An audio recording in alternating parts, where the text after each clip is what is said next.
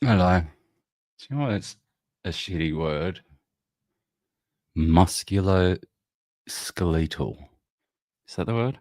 Musculoskeletal. What a horrible fucking word. Just because it's difficult to say. Oh, my phone's going flat. I'm still not well. So I'm just doing a little random live stream here. Probably won't last long, but I say that every time. What is the word? Someone messaged me this morning. I missed my fucking physio appointment. Mr. Clancy, you've missed your appointment at such and such musculoskeletal physio clinic. What a horrible name. Musculoskeletal physio clinic. Anyway, I figured I would go live and just see what's happening. It's a new day for me. What time is it even anywhere where you are? Is anyone watching? Let me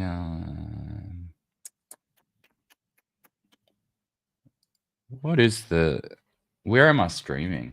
Am I on Rumble? Oh. Some people might think, well, you could plan these a bit better. And I thought, do you know what I have to say to that? Can't be bothered. Look, there's one person. Oh no, that's me. I am the one viewer. Maybe this is a bad time to go live. I don't know. But I figured I would just have a look and see what's happening anyway. Who is out there? Let's share a screen. Should I do it that way? I bet if I do it this way.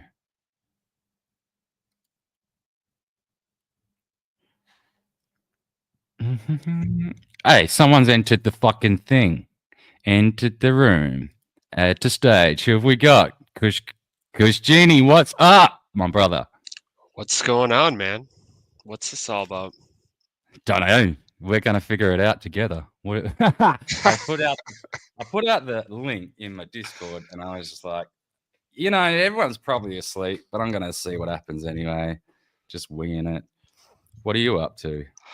I'm just a night owl, man. So saw your link on the Discord, thought I'd hop in and see what's up. Well, that helps. That's good that you're a night owl. 'Cause usually I'm a night owl, but like my night is not your night, so that's Right, what fucks. right. I'd love to. So I did a couple of like late night streams it was late night for me, and yeah, typically of course everyone's at work, so. But there's always someone awake. Like there's always someone. Like usually, I think if I do late night streams, there's a lot of English people awake. So that's pretty good. Right. Makes sense. But I'm probably illegal in England at this point. Why is that? I think everything's illegal in England at this point. Well, that's what I mean. Yeah, everything's illegal there now. Yeah, So, you need to like age verify yourself. well, You need actually, like the VPN for the VPN. yeah. That's what I did on my fucking last pop-up stream. What's up, user? This is Sean Squared, I believe. Oh shit. Yeah, no, I did a pop-up stream. What was it, yesterday? Yeah, yesterday. Or the day before, maybe. And it was just like a big panic. Everyone, why does no one care about this like internet censorship thing? And I know there's like a couple of people that give a shit, but nowhere near enough people understand what's actually going on. Do you find that? Or Well, I'm not too like tapped into the English UK scene on that, and I think Americans just ignore everything that's overseas. So right, and I think this is and this is part of my gripe because it's not just a UK thing. It's right, an everyone thing because of what the UK's done. It's not. If it was just the UK, it might be all right. Being English is illegal there. Yeah, exactly. If it was just the UK, it might be not such a big deal, but it's not just the UK. It's basically the entire OECD. And so, which means that all of these large corporations are now proactively instituting age gate mechanisms, which means everyone is now going to be, whether it's the law in your country or not, everyone will be captured by this, because Google is now doing it, because YouTube's doing it. So YouTube started doing it because they've got this AI verification thing. So the AI scans your account to decide whether or not it thinks you're old enough, regardless of what age you've put in previously, or if you've had the account open for 10 years or whatever. So there's that, but that's now triggered a wider Google system thing, where it's like, well, if YouTube flags you as being underage, then all Google services are going to flag you. There's Gmail, anything else that's like, and Google's everywhere. It's entrenched in everything. So even if you don't willingly participate in all of its services, it still has some corner of your life somewhere. And now there's a thing called the Screen Act, which is a United States law that's gone before the United States Congress, which almost certainly will pass, which is basically a carbon copy of what they're doing in the United Kingdom. So it absolutely is coming to the United States. It already has come to the United Kingdom. It's passed in law here in Australia, and it becomes effective from December. So with this this vanishing list of free countries where you can VPN to circumvent all of it, like, we're in trouble now, where even the UK wants to ban VPNs outright, which is making everyone less secure and putting children in more danger.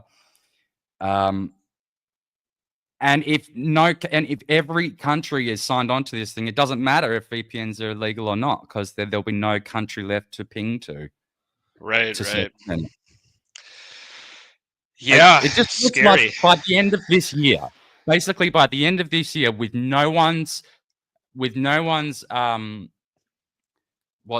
consent or knowledge, the entire internet will be completely sanitized, irreversibly so. Do you think it may lead to alternative ecosystems that pop up? Yes, but nowhere near there will never ever be a viable alternative to the internet. There never will be. There never ever will be. Within the existing internet, do you think there'll be different ecosystems that pop up? Because, I'm 40, and when I was a kid, I was on AOL, America Online, and there were a lot of age restrictions and parental settings and stuff that you could have back then. Mm-hmm. That's the most annoying thing, because ISPs could force this through the router level. They could force a more robust parental filter at the router level, which means whoever signs up for that service has to, of course, by law already has to be above 18. And so they are forced to set those things at sign up. So that means the onus is on who owns the service. You know what I mean? So then basically there's nothing in these new laws that puts anything on the parents to say you should be protecting your own children, because there is actually no real way to protect them, because all of these laws just force now underage children to take photos of themselves, put their personal information, including their home address, up on the internet, give it to a fucking private company who absolutely will leak it, and some of these companies already have leaked. And it's like, what do you talk? So how is that making your children safer, by putting photographs of them everywhere? Right. Yeah. I'm just trying to think, what is the balance? Because, when I was on AOL, I knew my dad's password, so I was able to just log in, and then I could access everything. Sure. But then once AOL disappeared, then it was unfettered access for every kid to see everything, and you were seeing some the most rotten shit. And I'm sure kids have been for 20 years. So I understand people that want to argue for the parental stuff or not exposing children to stuff, Sure, but I everyone don't understands believe that. that should be through screwing everyone on privacy. So, like, what is that solution? I guess Well, I don't know. that is their only goal. That is their only intention, to fuck everyone's privacy. Right. This is no more evident by the fucking fact that children have already been more exposed and more at danger through these e-safety acts, which have been in effect since 2023 in the case of the United Kingdom. And the data's already out. The exposure for children to pornography has gone up significantly in that time. It's just been amended in July. So there's new data still needs to be aggregated on that front. But essentially, it's very clear that this is not about pornographic content, which is only one of a big long list of what they call priority content. Some of it is, in fact, a big bulk of it is what they call so there's primary priority content, which is like how to make bombs and porn, which is fine. But then there's priority content, which is people discussing politics, people discussing controversial issues like gender, and say like Israel, Palestine, Russia, Ukraine. So these things are being blocked under this act already today. So it's not like theoretical; it's already happening. Right. And but at the same time, they're 16-year-olds are allowed to vote in these countries, but they're not allowed to actually see anything that is pertinent to the news that they need to vote on. It's crazy. It's just fucking craziness. The whole thing is real craziness. I want to go back to this quick comment. The AI thinks you're a far right neo adult. What do you mean it thinks you are? It knows you are. Now, swatting is going to get bad. Yeah, it is. And fucking, they don't care about kids. If they don't give a fuck about the kids, they just don't give a fuck. No, the kid angle is just to get everybody in support of it, for sure. Yeah, and anytime they bring up any law that's like, oh, it's all about the kids, it's like, this almost certainly is sinister. Because then, like, no one ever fucking gives a fuck about kids. No one gives a fuck about kids. If they did, like, we'd have an Epstein list many years ago. Many years ago. You know. Oh, they care about the kids, just not in the way you think they care about the kid. Would want to care about the kids, right? Yeah.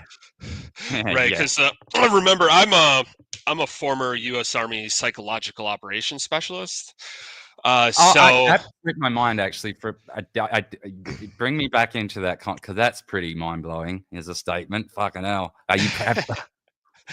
Yeah, so I used to talk about that a lot on the vetted Discord and stuff. Because I was really interested. I was really interested in the UFO stuff because I thought it was a huge psyop.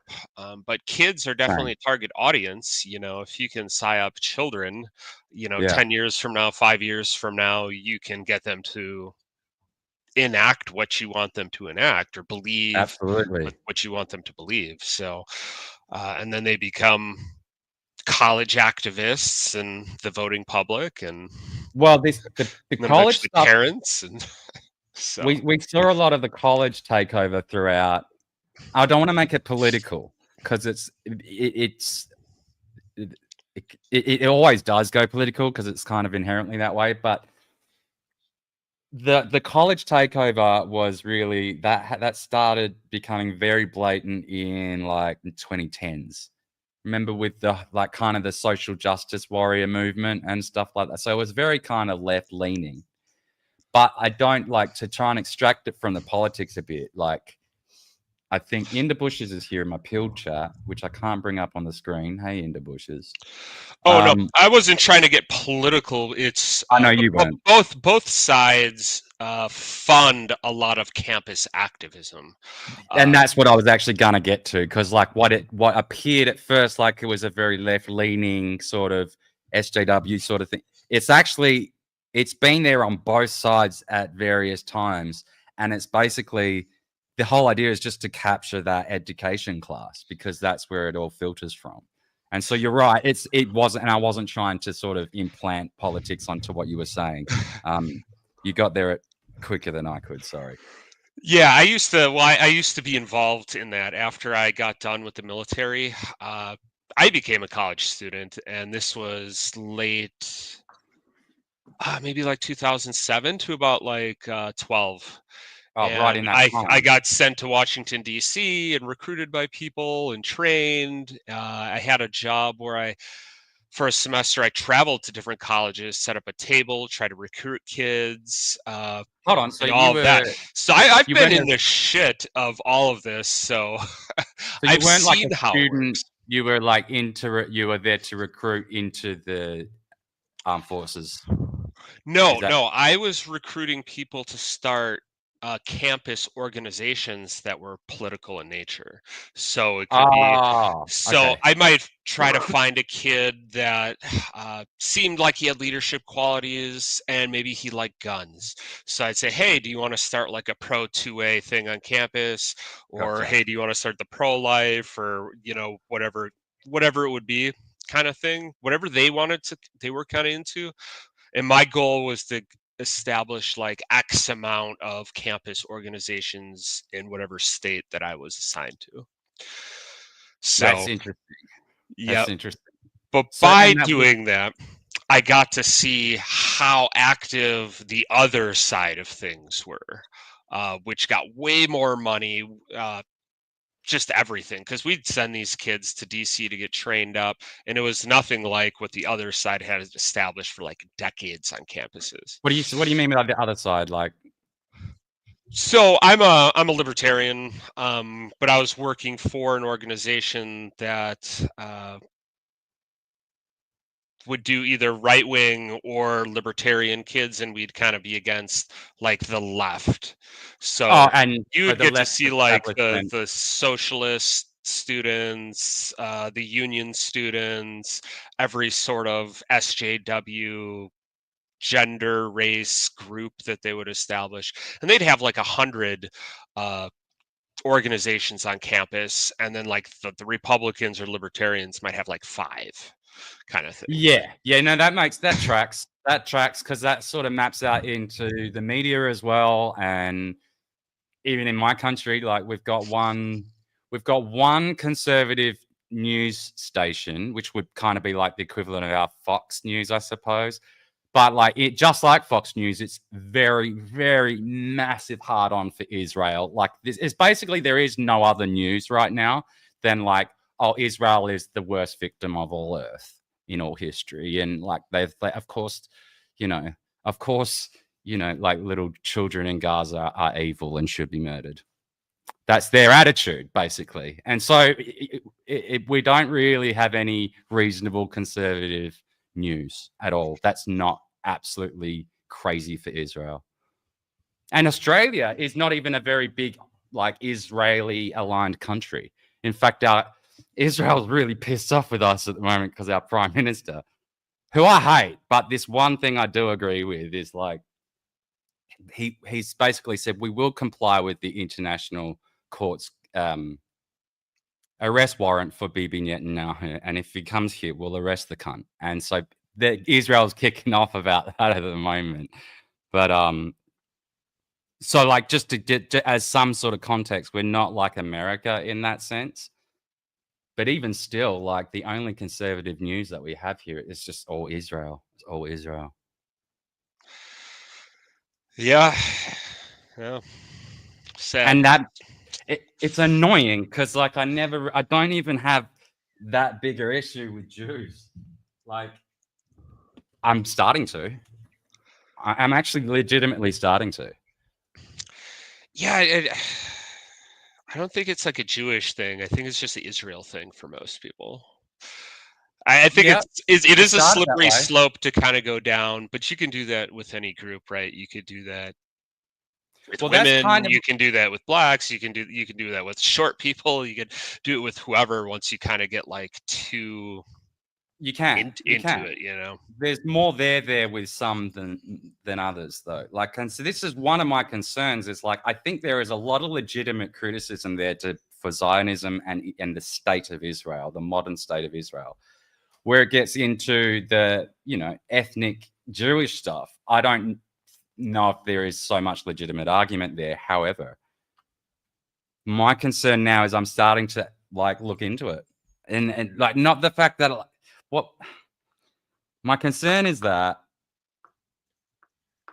I don't know what my concern is actually, to be honest. I've never thought of myself as considering any other group of human being different or inferior, and I still don't think I'm, thinking that way. But it's just like I'm starting to consider whether there might be something inherent about the Jewish people that is a problem, and that feels disgusting a little bit to sort of contemplate. But I am honestly contemplating it. Whether or not there's legitimacy to it, I don't know. It feels like there isn't, but I'm contemplating it. I think there's a certain level of legitimacy when analyzing groups and what the culture of that group could be.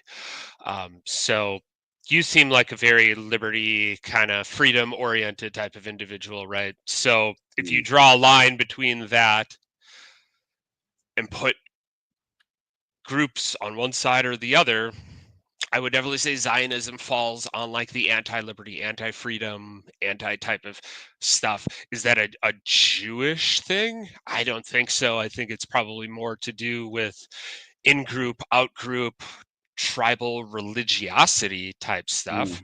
You can see that with Islam. You can see it with Christians. You can see it Yeah. with all sorts of different types of groups. I would say that Israelis and Jews are just typically more tribal out of historical persecutions, you know. Yeah, they've been around a very long time. I think there's something, Yeah. maybe it's something just like circumstantial to that, like is part of it. So, but they're the oldest extant civilization on Earth, aren't they? Other than, well, they are, including the Chinese are not quite as old as the Ashkenazi Jewish people, as far as I understood. But I mean, you could go to a lot of different countries and find that in-group, out-group type of stuff. Blood feuds. So I spent my time in the military deploying to the Philippines, and they would bring up blood feuds from like 300 years ago. It was Mhm. almost like gang family stuff. Like my clan has always hated your clan. They would be bombing and killing each other over just crazy stuff. Uh, but I just think, yeah, Jews are probably just really more the most tight knit out of any like in group, out group, tribal like faction. Yeah, well, they're also very effective. Like, the other thing is, like, they've managed to subdue the most powerful hegemon ever to have been. They, both pro and against arguments will cite this one single fact as being their biggest argument.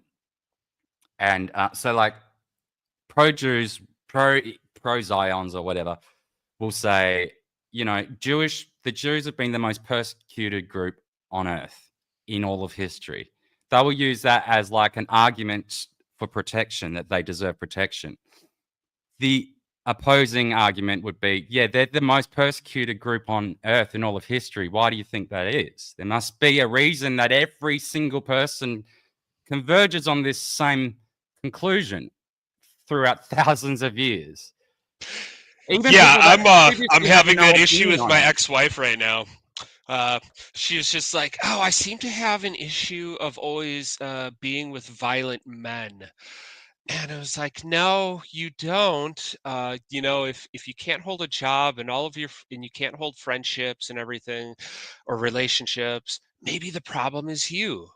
Yeah, Maybe the problem is you and not everybody else." So yeah. I'd agree with you on that a little bit. That maybe I there's haven't a drawn a little bit to that conclusion there. there.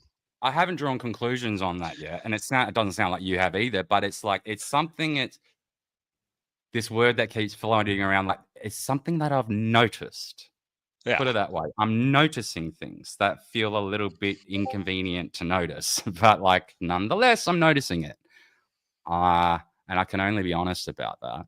So people use that term. I'm a noticer. Some people find that as like a term of pride. Like they say, I'm a noticer. I'm a real anti-Jew, and I'm like, I'm not in that camp. Like, I don't feel proud about this. It's just that I actually feel a little uncomfortable about it, because it does kind of go against what I would like to think is a universal principle of mine, is like no human being is inferior. And I still do feel that. It's just, yeah, I'm going all over the place. I think you know what I'm trying to get at. Yeah, you're noticing things. Yeah. And I'm not the only you're person. noticing one group of people being overrepresented in many ways. Yeah, and it's not everywhere either. Like there's a lot of things I don't like about my government in Australia.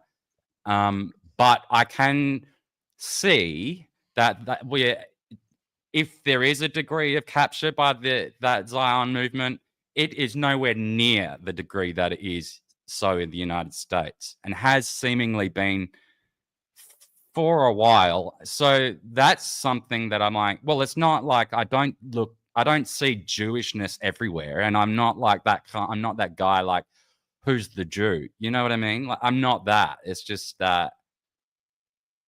No, this is definitely a thing. This something is definitely going on here, and when and pertaining to Donald Trump specifically as a president.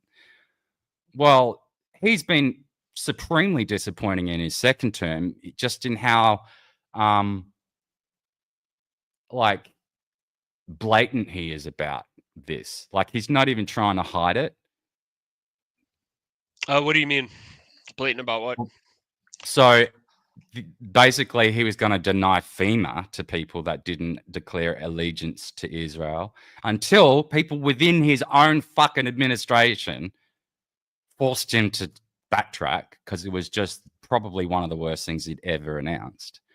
But essentially, and they're denying people access to the United States based on the fact that they may have said something critical about Israel in the past on social media, and nothing else. So it's to the point where you have to love Israel, otherwise you cannot even visit America.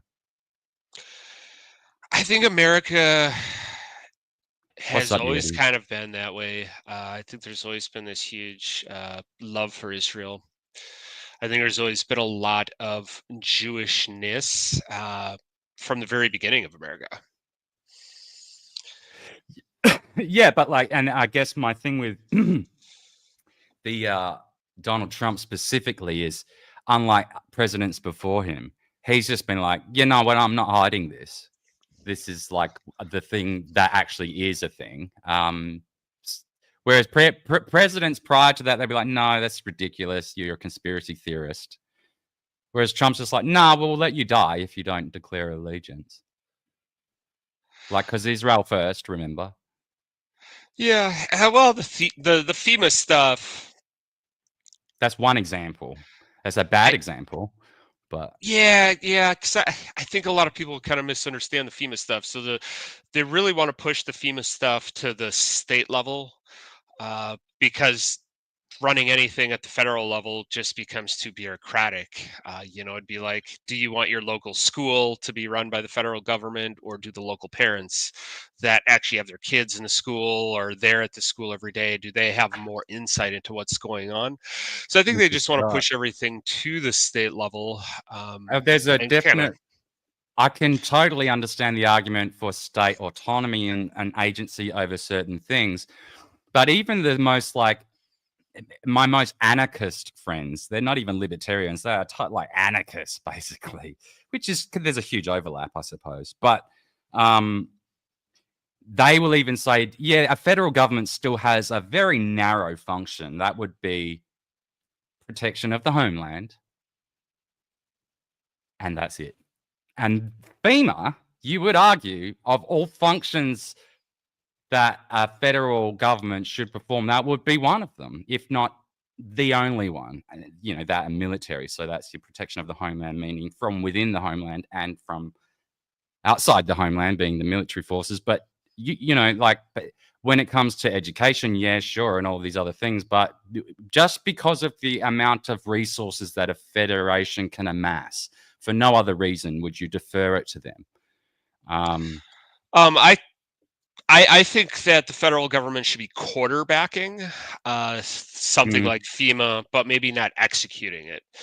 I Yeah, think that states do that's a still good. have a lot of resources that they can deploy, whether that's the National Guard or just training people up more civilly. Because there's a lot of people that do emergency management trainings and stuff locally in different places and stuff, but I don't think it all needs to be 100% handled by the federal government, but maybe just Yeah, quarterbacked by people who do this for a living, can steer funds and kind of quarterback stuff. But I suppose because America's fairly unique as well. Is like you've got a pretty disparate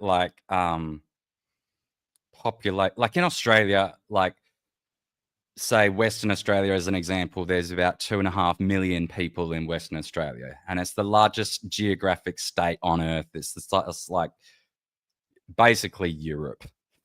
But it's just one state and there's 2.5 million people, and 2.2 million of those people live in Perth in one city. So yeah, the like we're not spread out as populations. So there's really only like 7 centers where there's anyone worth like making decisions for. But in America, you've got all these population centers, quite a lot of people, 350 million people everywhere. And so like you do have these and you are vastly different in terms of like culture from state to state, whereas we're not so much like that. yeah, culture could be different. Just, the types of disasters that occur in different places are quite different, Oh, as well. yeah, America's got a lot of it, of the extremes of everything because you've Yeah. got like freezing cold conditions, boiling hot conditions, tornadoes, flooding. Fucking on one side, you've got the fucking tsunami risk. You've got you do have everything. You really got everything there. Yep. Yep. Yep. I'm just acknowledging my favorite cunts in chat, Mr. Scott. I can't recall that country that banned NGOs. That's how we get corrupt NGOs. Which obviously you can't recall, so Every I don't country should ban them. know. Well, do we have any good example of NGOs? So, well, like I told you, I'm a psychological operations veteran of the U.S. Army. So I worked with NGOs during my time. They exist 100% to project soft power. What's that Everything about? that guys like Mike Benz are saying is 100% true. 100% Mike true. He's the Ben, first guy I've ever heard that can articulate everything that like I personally experienced. Um, but it's Mike Ben. so they can do a lot of good things, but that's the sheep and or wolf in sheep's Sheep's clothing clothing. kind of thing, Yeah. right? So I did a lot of humanitarian stuff personally, but the reason we did it is so we could get access to certain areas, you know. Gotcha. Mike Benz. Why do I know the face, but not what does he do? He's the one that basically exposed USAID and a lot of Oh, what's been going on in the State Department and a lot of this stuff with the NGOs. was he Uh, working with Doge or something?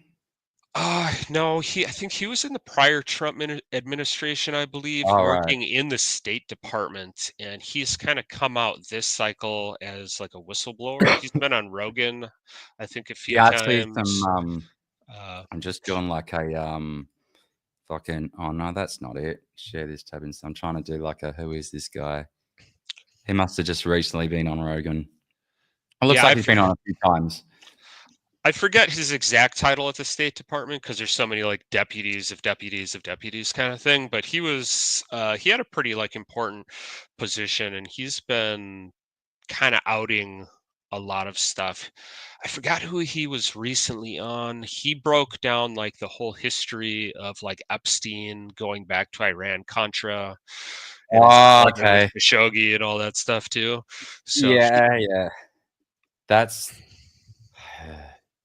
how do you feel like? Because I feel like the Epstein thing's finally starting to lose its legs. It could only go for so long. I wish it could go in perpetuity, where it's like literally nothing they can say can escape it. And to a degree on Twitter, it's still like that. If you go to say like, let's look at Cash Patel for example.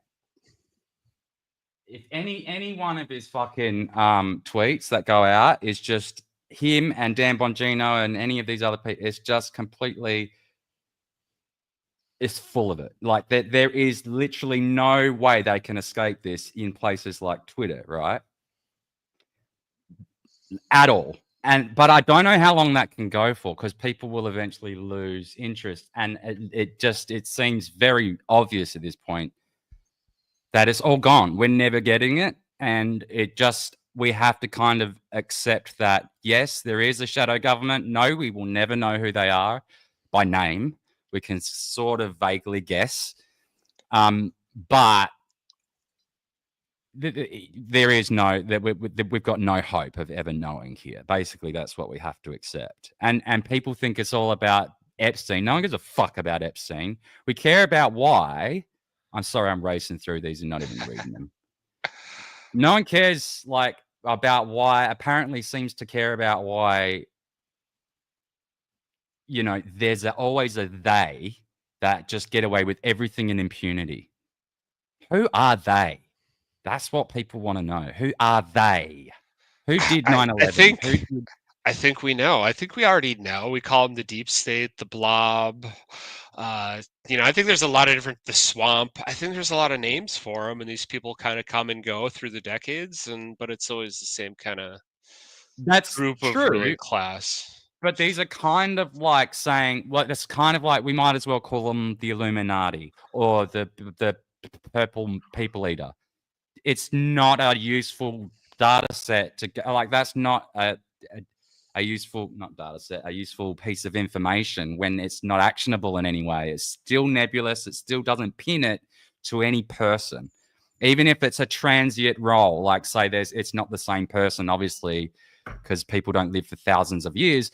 But there does seem to be this, system that is constantly a step ahead throughout generations. What is that? Mossad's only been around since the fucking 70 years or something. It's not very long, so it can't be all that. It just can't be. It's just whoever kind of gravitates towards the top of the power pyramid and power structures. You'd think, though, that if that is so fluid, whoever gravitates towards, and there's this constant struggle to sort of get there, you would think that there'd be moments in the transition where it would leak out, but it's never once even come close to that. Every time it even approaches getting close, something else massive happens, and everyone look over here. Very coordinated and effectively. I mean, I would say it's probably the richest families that have existed for, hundreds of years in Western civilization. But then a lot of this gets executed out by, and this would be more of the transient stuff, or kind of the minions and bureaucracy and the institutional level, where people they come and go. They become director of this, head of this for a couple of years, but then it's the next person, and that person moves on. But it's all very incestuous at the top. All of these people start sending their kids to the same schools. They all live in the same areas. They live in the same neighborhood. And they would have ways of sort of entrenching it in. So well, if I fall, you fall, and your family falls. So you're gonna you will carry on this baton, whether you actually like it or not. I mean, there's power structures in universities, whether it's the Harvard, Yale, some of those Northeast United States type Ivy League stuff that produces lineages of families, and that sort of stuff. So I don't know. I don't think it's any one person. I think it's more of a culture or a milieu of people that just kind of hold on to power and think a certain way and drive stuff. I think it's really easy to psyop populations. It really is. It's terrifyingly easy. And King Yeti brings up the Club of Rome, which is a very real thing. The Committee of 300s, the Jesuits, blah, blah, blah. So Club of Rome, I know more about than I understand what the Committee of 300 is supposed to be, but that is where it's starting to detach from reality for me. I don't think there's any proof that the Committee of 300 exists, whereas there's much proof that the Club of Rome does exist. The Jesuits Club of have always Rome's been around for a very long time. Yeah, so like that's certainly there's a lot of sinister shit going on with them. Same thing like with the Trilateral Commission and the fucking Council on Foreign Relations and but the Committee of 300, if correct me if I'm wrong, Yeti, but is this not supposed to be this theoretical organization of 300 families that take direct order from the 13 bloodline Illuminati families? So this is sort of if you want to be the second tier of the ruling elite. Is that am I wrong about that? Perhaps I am wrong about that, but that's what I understood the Committee of 300 to be. And to that end, I would have to say they are just as unprovable as the Illuminati themselves. Something like the Illuminati surely does exist. I don't believe the Illuminati in name does exist, though, beyond the Bavarian Illuminati, which was disbanded hundreds of years ago. But you know, the Jesuits go back a long time for always being the money handlers in the Catholic Church. You know, so there is. Yeah, there's cults and secret societies that go all the way back to like ancient Egyptian times, like the cult of Set and other ones like that. And ancient Egypt is so like such a huge span of time as well, because like just to sort of wrap your head around this, like Cleopatra is said to have lived closer to the invention of the iPhone than the building date of the actual pyramids themselves. In fact, the Egyptians almost certainly didn't build the pyramids. It's almost certain that they were discovered in early dynastic Egypt, just like that. Fuck. And like, and that goes for what? Like, so what's that? 3000 BC all the way to how many thousands of years was the Egyptian fucking period, like the ancient Egyptian dynasty? I have no idea. Like 3,000 years or something ridiculous. Baal worshippers, yeah, not families, singular people. Foreign Illuminati infiltrated the Scottish Rite of Freemasons in 1777. So that's where the so the Scottish Rite of Freemasons isn't this? So, but did the Knights Templar, did they become the Scottish Rite of Freemasonry? Is that how it went? And then I don't know. I'm just sort of darting all over the place now. My invite to Bohemian Grove came in the mail yesterday. I need to find my most fabulous petticoat for the event. Well, that whole thing, I mean, that's another weirdo fucking thing. That's the other thing. Like, it doesn't matter how, like, off the wall these theories sound. Like, oh, yeah, sure, you believe in fucking gods of sacrifice and all that. Oh, it sounds like a bunch of wank to me. Yes, so what if it sounds like a bunch of wank? There's people that actually still believe this and carry actions out as if these things are true, regardless of whether they actually are or not. That means people will go out and seek children to murder and things like that in the name of Baal or whatever. Even though it might be we do know, you know, we do know that Freemasons exist, right? And if you think about that, it's a group of men that all get together and wear dresses and kilts and weird stuff and do weird rituals and stuff. So why is it weird to think that like there aren't other groups like this? Well, also the degrees of Freemasonry that are like, so the idea is that the 33rd degree is the top tier or whatever shit. And in publicly acknowledged Freemasonry, I think they only acknowledge about 5 degrees or something like that, and maybe slightly more. But I think my point is just people will get together and do weird shit. So I don't think it's like. Well, I've even seen they had a big. So I lived in this apartment building in Perth years ago, and right next door was this private gentlemen's club, which was run by Freemasons. And they would have big lavish parties there. But my apartment my bathroom window overlooked their private courtyard. So I could see everything.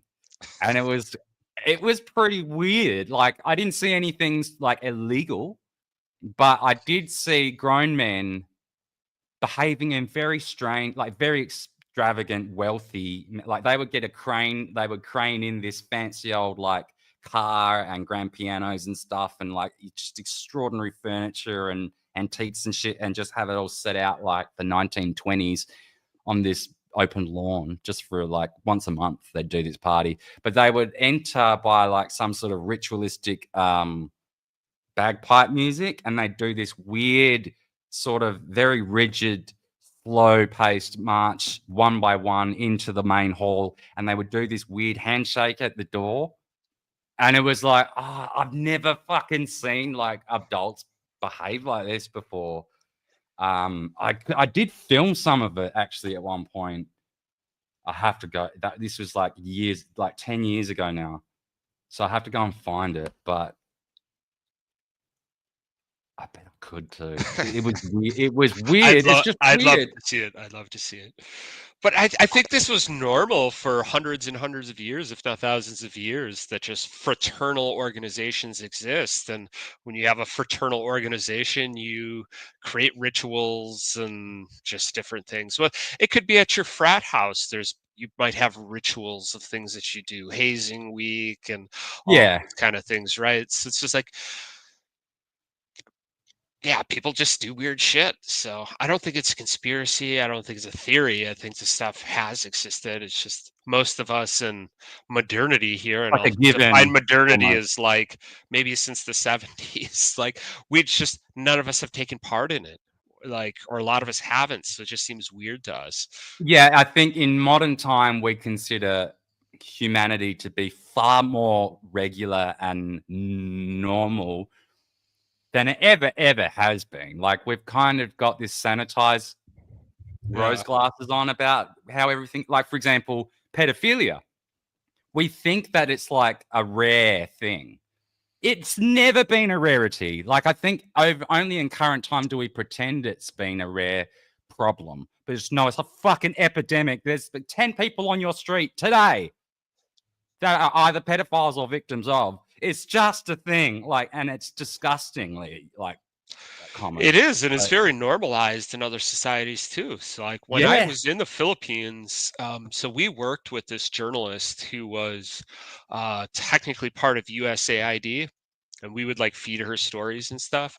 But she got kidnapped by this rebel Muslim Filipino general, and she got caught up in this whole thing. This general kidnapped a bunch of people, including her, because he was supposed to get a 14-year-old bride, and the person who was supposed to give it to him reneged on the deal and decided not to. So then he just like kidnapped people. She's like, yeah, this guy kidnapped me for like a month, and she's telling us all these stories about just how in that culture that's just so common to get like a 14-year-old delivered. Like, we're here, we'd be like we'd be like, put him in the wood chipper. What are you talking about? So well, they just like put her back. What's that? So they reneged. She was kidnapped. They reneged on the deal. So they just put her back. Eventually, the guy let everybody go. I don't think he ever got the 14-year-old. I think because it's supposed to be like an arranged marriage type situation. But when you think of it, as a 14-year-old, that's technically by our standards pedophilia, right? So it's just Scott. Skull and boners. So it's definitely, I think on most parts of the world, it's very normalized kind of once children hit puberty. It's really only the West where we pretend it's not a thing. And it so is a thing in the West. It is so a thing in the West. It's just behind closed doors, which is, I don't know which is worse. Honestly, I actually don't know. I don't know. I have a obvious opinion on which one is worse. It's terrible either way. Perhaps where it's more visible would be better because I don't know, maybe because it'd be easier to eradicate. But then it'd be eradicated. Like what the fuck? I don't know. People are just sick. Like I don't know what the fuck. Yeah.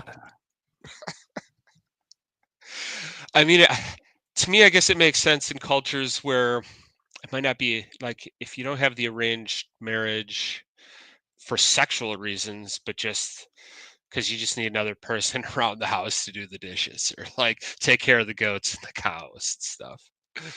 Yeah, but don't they have like in these other cultures? They've also got like servants are a thing, like a normal, regular thing. Like even if you go to Malaysia, everyone's got servants. It's not like Spain. Go to Spain, everyone's got servants.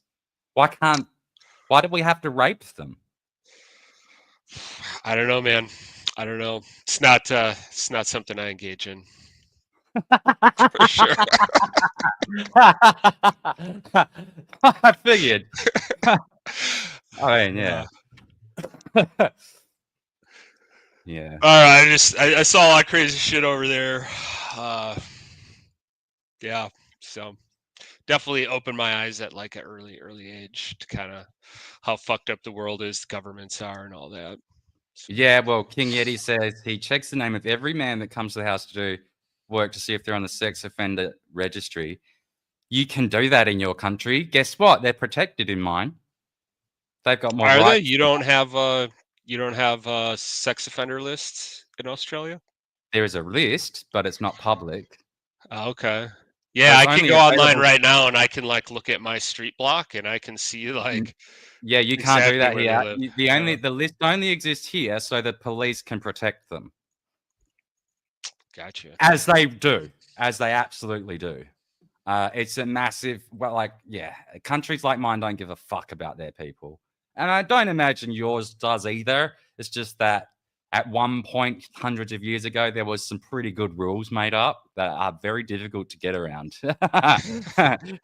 They're trying real hard. But yeah, you've got a pretty solid constitution and Bill of Rights. It has definitely been desecrated. I'm sure you'll agree with that. But yeah, I think it should be expanded. Yeah. You Yeah. know, But I you think know, there's a it lot of seems things that we'd consider rights 300 years ago that are a little bit different today. So you mean not like taking, modernized, like yeah, update. modernized, not taking anything away, but things have changed, and So I think 2A they would be designed it to keep adding things. It's like here's just like the first 10, you guys figure out the rest. well, And I don't 2A think would they've be really done that.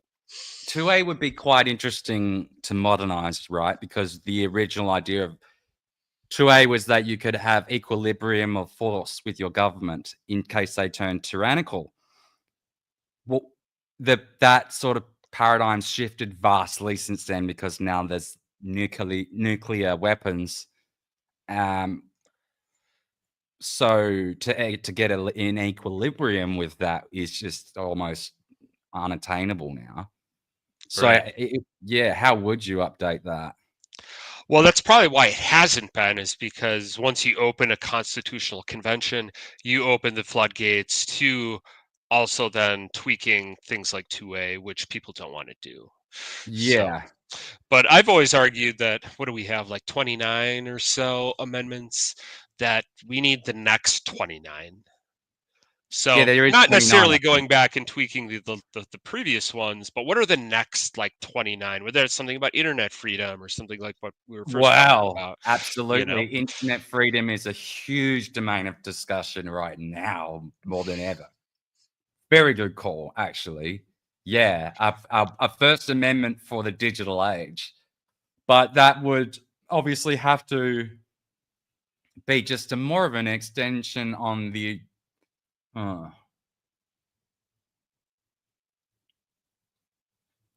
But if you amend no, you couldn't change it. No, that'd become like the 30th Amendment, wouldn't it? It'd be like a new First Amendment for the internet.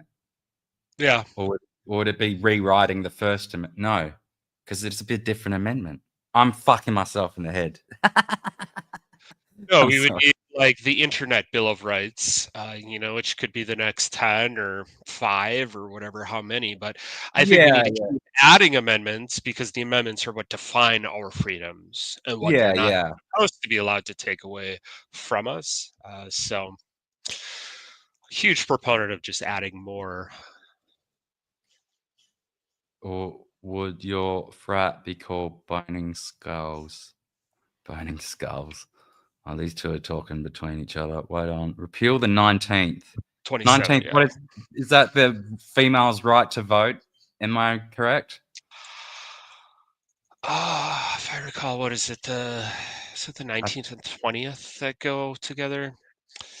Yeah, I think. Dan, One can I was like the come on? Federal Yeah. Reserve or income taxes, and one was like this how the senators get elected.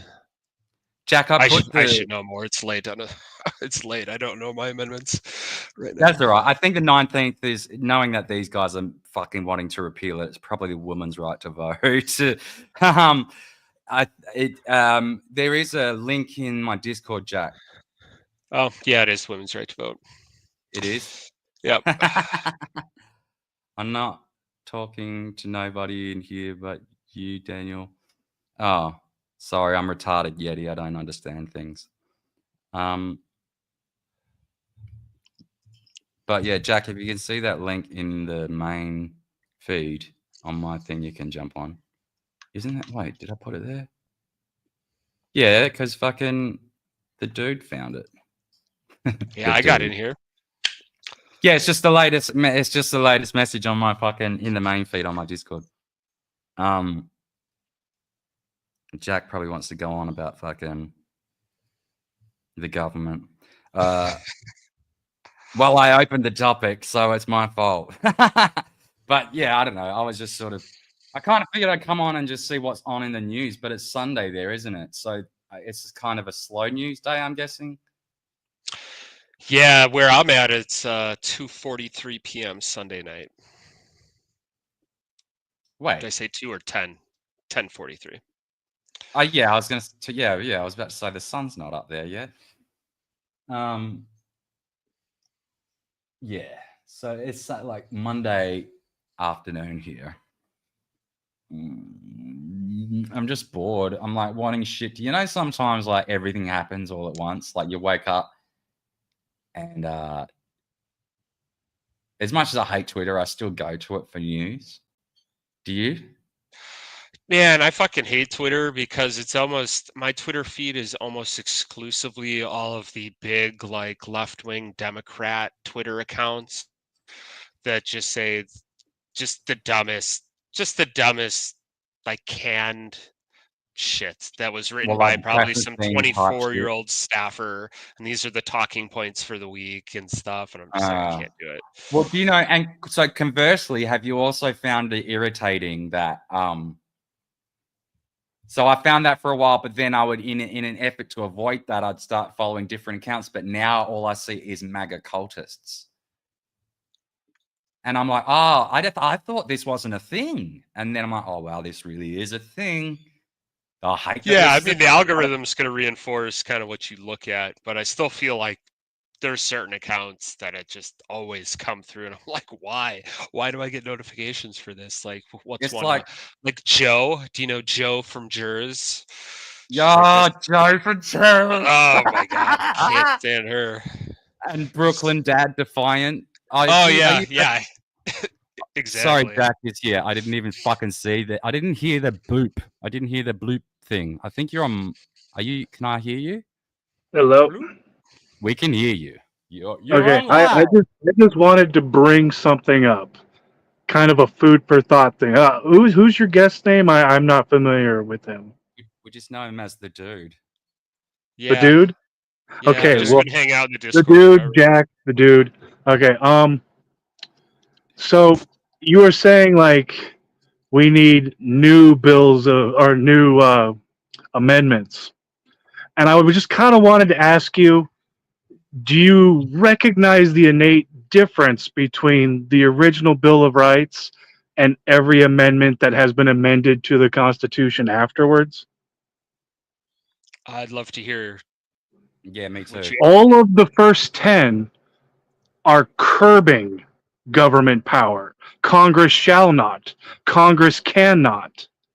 The people reserve this. You can't do that.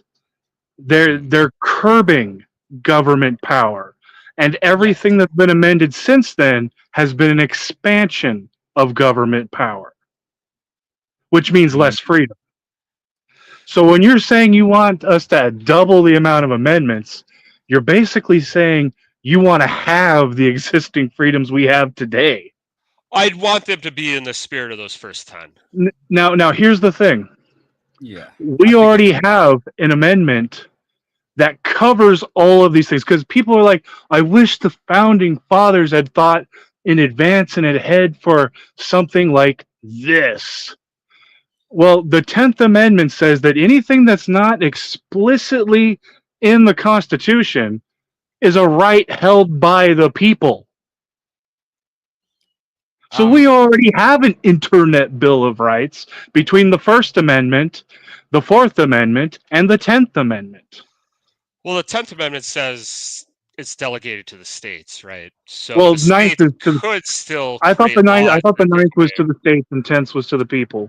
Just I quickly to Sean in the chat, I put the link, for whatever reason can't get on Discord, I put the link in the chat to jump on if you want. Anyway, keep going. Yeah. So when I say expand the amendments, I mean to curb the government, and I Well, think there are things that could be. we have to look defined. at what we have to look at what we mean and what they do.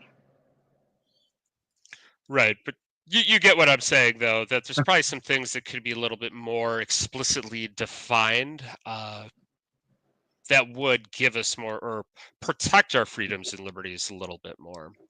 The more they take define it, away- is they kind of define it away. Well, you look at like the Second Amendment or the First Amendment, like it's pretty clear, in my opinion, kind of what those amendments mean and kind of the scope of what those things are. So it would just be, I would be arguing to define that scope a little bit more and leave it less to ambiguity for certain things.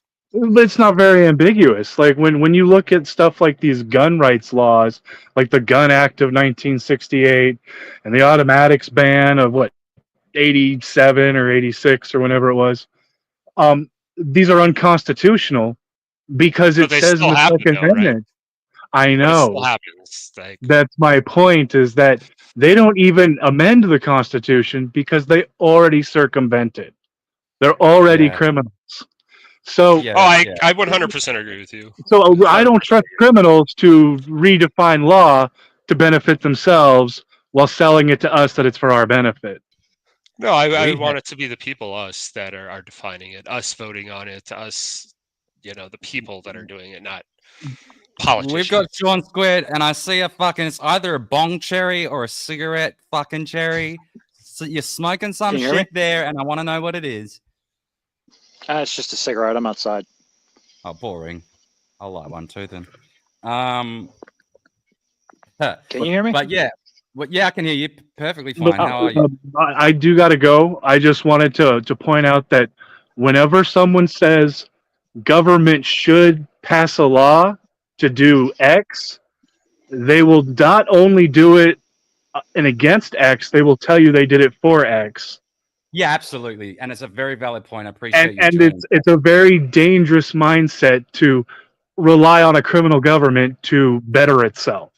To add quickly to what the dude, I don't believe the dude was saying, and you can correct me if I'm wrong, I don't believe he meant to just easily cede over just trust to this obviously corrupted organization that does this. But I think, like he said, he wanted it new amendments in the same spirit of the first amendments? 10. Congress proposes them, the states vote on them, enough states get them, they become law. Well, we had an original 12th Amendment that it was originally part of the original 12 Bill of Rights. 10 of them got passed. 2 of them didn't. One of them was the Title of Nobility Act, where it was basically a crime to receive a title of nobility under a foreign government. And our entire law is under the British Accreditation Registry, which means anytime you call a judge your honor, they're violating an initial tenet that the founders tried to prevent, and that was a title of nobility. And that law passed, and it's even in certain states like constitutions at the time that it had passed, and the government kept adding states and saying, no, we didn't meet the threshold, and then it would meet the threshold again, and they'd add another state like the next week and say, no, it didn't meet the threshold. And so we still have, it has no expiration date. It's the Title of Nobility Act. It is still able to be voted on and passed into law, but they're never going to do it because our entire legal system is based off of foreign titles of nobility. That's why it operates under maritime law and not under the law of the land, which is the Constitution. Constitution is the strongest law of the land. That's why the federal courts operate under maritime law. And this is the same for all countries. My country's the same. Well, I'm not giving up the title of the dude.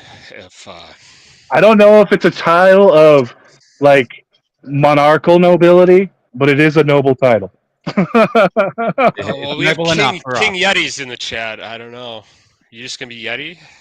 Yeah, well, yeah, King. You could be Emperor Yeti. You could be the Emperor, which is bigger than a king, right? Is that right? An emperor is a king of empires. That's right. Whereas a king is. Well, an empire can be comprised of kingdoms, so I would say, yeah, an emperor would be above a king.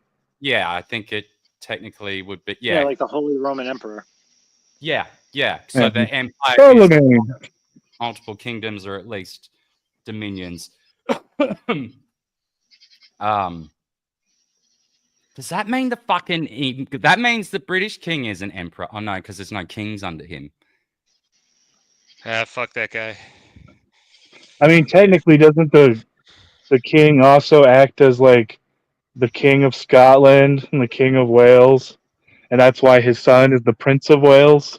Yes, but once upon a time, they did have separate kings. Right. And then they ended up, was it like James the First or James the Second became James the First of Scotland while being James the Second of England or something? Yeah, and they had to start inventing new rules to take care of that because it was the first in one part, but the second in another, and it was like, what the fuck do we put on the stamps? like Charlemagne was Charles V, but then he was also Charles the First.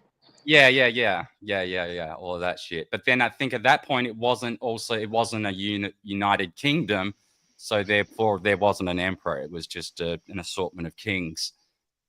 Well, he was the Holy Roman Empire, Charlemagne the Great. He was the first of the Holy Roman Empire. With Rome, yes. With Rome, correct, yeah, but not. But it was in Austria. It wasn't in Rome. It was under the tip of the hat by the Pope. When I say Rome, I'm talking about their expansive empire in the same sense as the Greater German Reich was. It also encapsulated Poland and Austria, but it's not part of Deutschland. Well, the Holy Roman Empire came later after Rome fell. And that was part of Germany and Austria and all those areas. Prussia. Austria and Prussia. Prussia.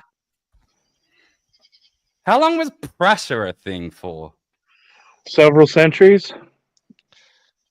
Yep. So it wasn't Prussia was around longer than Deutschland. Yeah, the concept of being German is an artificial construct. Well, German is the older word because it's from the Romans themselves. It was Germania, which literally means land of the spear chuckers. Which they were like dozens and dozens of Germanic tribes. Right? The name is a derivation of the Germani people, and that's actually, and in fact, they would call themselves Germani or Germania, which was going to be Hitler's one of his main big. That's what Berlin was going to become, the Germania, like the big capital. But it's basically Deutschland, which literally means Dutchland, and they are the High Dutch. That's what the Germans are. They are High Dutch, and the Dutch people are considered the Low Dutch because they live in the low lands. And so over the years, there's been various names for them as well, like the Alemanni, which is why they also is called Alemannia in many places instead of Deutschland or Germany or whatever. It's one of those places that has different endonyms. Different exonyms like everywhere because it's such a fucking confusing place. Yeah, well, I think a lot of it came from family tribal origins, right? So there's like Ostrogoths, Lombards, Bavarians, Schwabians, Yeah. like there wasn't The one necessarily Saxons. like a German thing really until Hitler. That's what he was really trying to do, is He unite tried all to tribes unify it. under Yeah. a German banner, you know.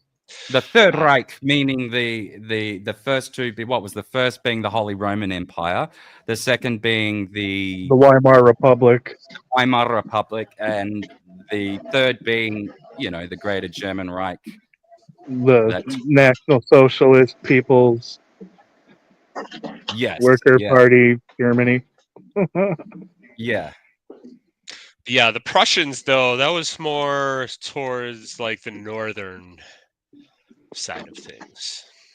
That makes sense. Yeah, you know, like Hanover and Lubeck and Berlin, you know, like the places that mattered the most in Germany then and today. Well, when Hitler came into Hamburg, whatever. It's funny because like it was actually Anton Drexler that created the Nazi Party, not Hitler. But when Hitler turned it into what it was, and at that point, Berlin was a fucking degenerate wasteland. It was like the San Francisco of Germany, and Hitler hated Berlin for this reason because it was just full of degeneracy and like horror. It was just a bad place to be. I'm not advocating that like 1944 Berlin was a great place either, but like it was. I'm just trying to demonstrate the point that it was like a degenerate wasteland basically until Hitler came through and changed it. I mean, 1936 Berlin looked pretty legit. Sorry? 1936 Berlin looked pretty legit. I can agree with that. Well, because that was The right Olympic, at the Olympic era. So 36 was when the Olympics. They hosted the Olympics. Yeah. Yeah. So that was like kind of before the war, though, wasn't it? The war was declared in 39, right? 39 to 45? 36 would have been before, yeah. Yeah, so yeah, 39 to 45. And so like you probably could have seen it's Berlin and Germany in its like with like the Autobahn and everything. It was all starting to come to fruition at that point. Admittedly, it was through a lot of forced labor.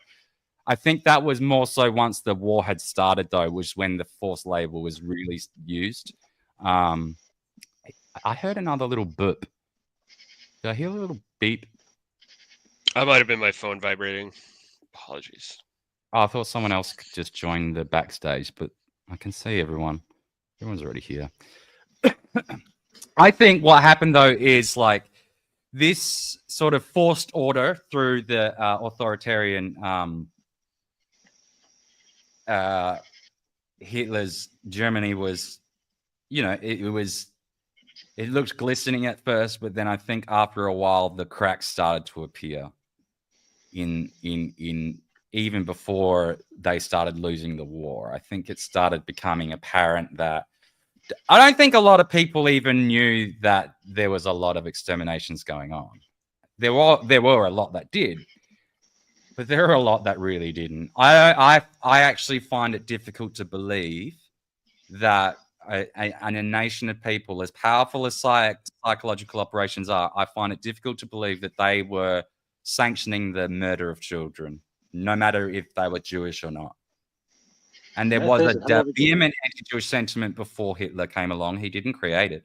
But I still struggle to believe throughout thousands of years of history that any group of people would have been okay with unless it's, I mean, yes, child sacrifice is a thing, but that's not what this was. This was an extermination. And I would remind you of Rwanda. Well, Rwanda, yeah, but like, I actually don't know what to say to that, to be honest. I find that to be a little bit it's you kind of yeah. I guess you've got a point. I guess you do have a point. And this sort of leads into one of those this is another one of those awkward things. Maybe there are some humans that are fundamentally different to other humans. This being one of those fucking distinct markers of it. Do you value the lives of children, regardless of ethnic origin? I do. I couldn't say I couldn't, no matter how much I dislike any group of people. I could look the other way I could look the other way to see certain groups of adults being murdered. Yeah, I could. Because I could just justify look at Japan and China during the occupation. But children, I can't. There's no way I can fashion my brain into making that work okay for me. It just can't. Even I would have to, at the very least, wait until they're old enough. Do you know what I mean? Like, so that's something at that point, somebody could argue what's the difference at that point. So when you say, well, what about the Rwandans? And like, well, yeah, that's a fucking great point. That is a great point. What about them? That does seem to be one of those inherent differences. I think it's probably been more common throughout history than we realize. Maybe, yeah, maybe I'm just too sheltered, like Indy. It's also the West has a very different view and has kept it that way for such a long time that we look at things very differently than somebody from some of these other countries would. Yeah, and I'm probably just falling trap into thinking my thing is the liberal mindset. It's more normal than it is. The actual liberal mindset, not what we call liberal in America today. The first book, I know what you mean. The first books burned were trans and queer ideologies and medical books with instructions for sex changes. Yes, I understand this was, I think the first transgender surgery performed ever was in Berlin. That we know about. That we know of, that we know of. And Jack got disconnected. I'm sorry. Do I have to I'm sorry, dude. I keep having to remember to bring you back. It doesn't just make you pop back automatically. It's cool. But like the book burning thing, people say, oh yeah, the Nazis burned a whole lot of books. They didn't really. They burned a few books. They definitely destroyed history. But do you know how many books were burned before then? Like many. The Library of Alexandria. If you look at the subject matter of the books they were typically burning, you wouldn't care. I wouldn't. I mean, I know a few fucking blue-haired liberals might, but I wouldn't. And I don't think it's fair to compare Rwanda to World War II Germany, because the Jewish World Council's own census showed that Jews in Europe increased significantly in numbers from 1936 to 1945 when they were doing their censuses to set up the Israeli state in 1948. So their own numbers attest that there was no genocide. Look, I don't know. It wasn't the point I was making, though. I was more making the point that people can do such a thing. If you read Elie Wiesel, the original version of his book, he was in a concentration camp. He never mentions any of these atrocities. And when the Russians came, they fled with the Nazis by choice because they were afraid of what the Russians would do to them, not what the Nazis would do to them. And in later publications of his book, they have edited that chapter out. You know what's interesting too? If you look at a map of where all the camps are, who liberated them? Because it wasn't the Red Cross, and it wasn't, the allies that we actually consider allies today. It was the USSR. So they had a chance to set that stuff up too. Well, they also were very similar to their own gulag system. Yeah. Well, it's true that I mean, Nazis did not want to surrender to the red flags. They wanted to definitely surrender to the United States because the Russians, the Soviets would have fucking absolutely tortured them to death, and were known for doing that. So, and the West kind of like helped funnel them into Argentina if they were important enough. if you want to get into dangerous territory, you could also look up Trotsky's original name before he changed it to Trotsky. I also don't believe that Hitler escaped. Pretty certain he died in the Führer bunker in Berlin. Well, then how come when they tested the bones, they were of a 12-year-old girl? Well, that's obviously something that's gone wrong. I mean, I don't claim that the skeletal fragments that were produced were his at all. But I do believe that by deductive reasoning that there is no plausible reason to think that he escaped to anywhere, really, mainly because literally all of his closest inner circle were discovered either dead or captured. And that's not even true. A lot of them made it to Argentina. Look at Dr. Mengele. Dr. Mengele made it. I don't know if that's true. Did he really make it to Argentina? Yeah. I think a lot of them made it to NASA. Yeah, Well, like yeah. Von Braun. The scientist class did. The scientist on the paperclip definitely made it to NASA. For sure. That's a provable fact, that one. Or Even at though- least JPL, the Jack Parsons Jet Don't forget Propulsion Antarctica. Laboratory. Yeah. Mhm.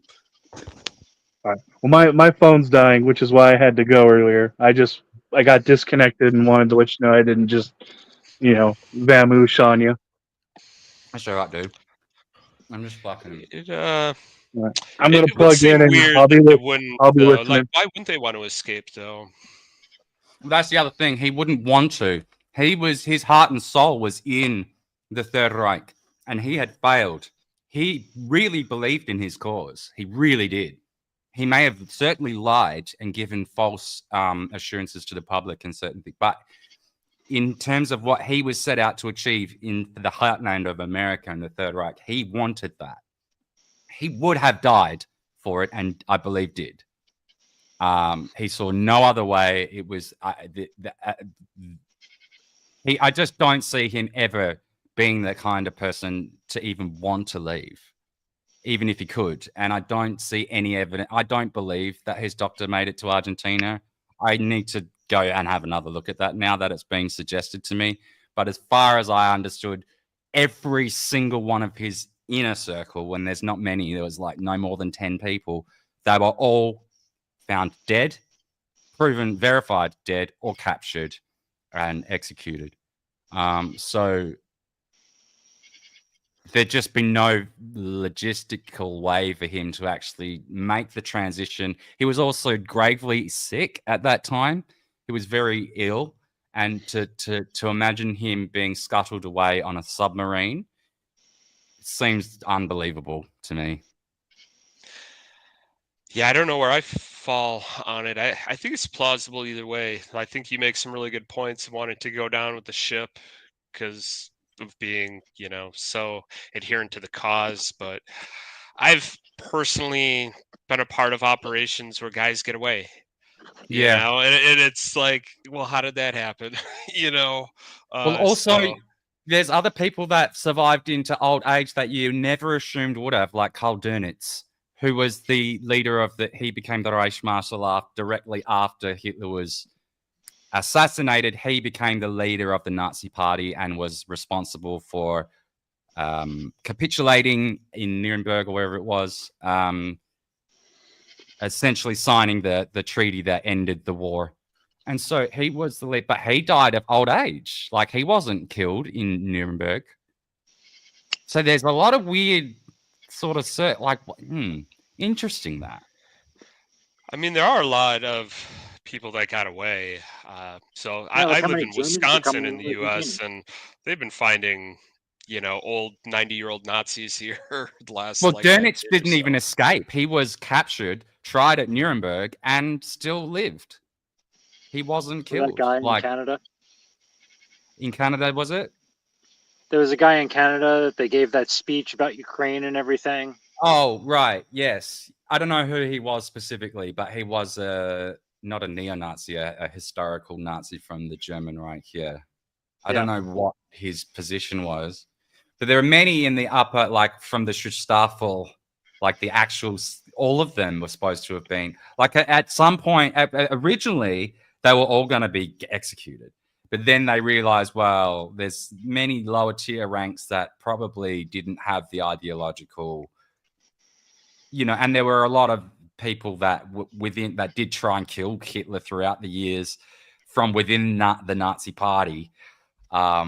Even fucking Goebbels, Hermann Goering, the leader of the Luftwaffe, he tried to take over the Nazi party at some point and then had to escape right before the World War ended.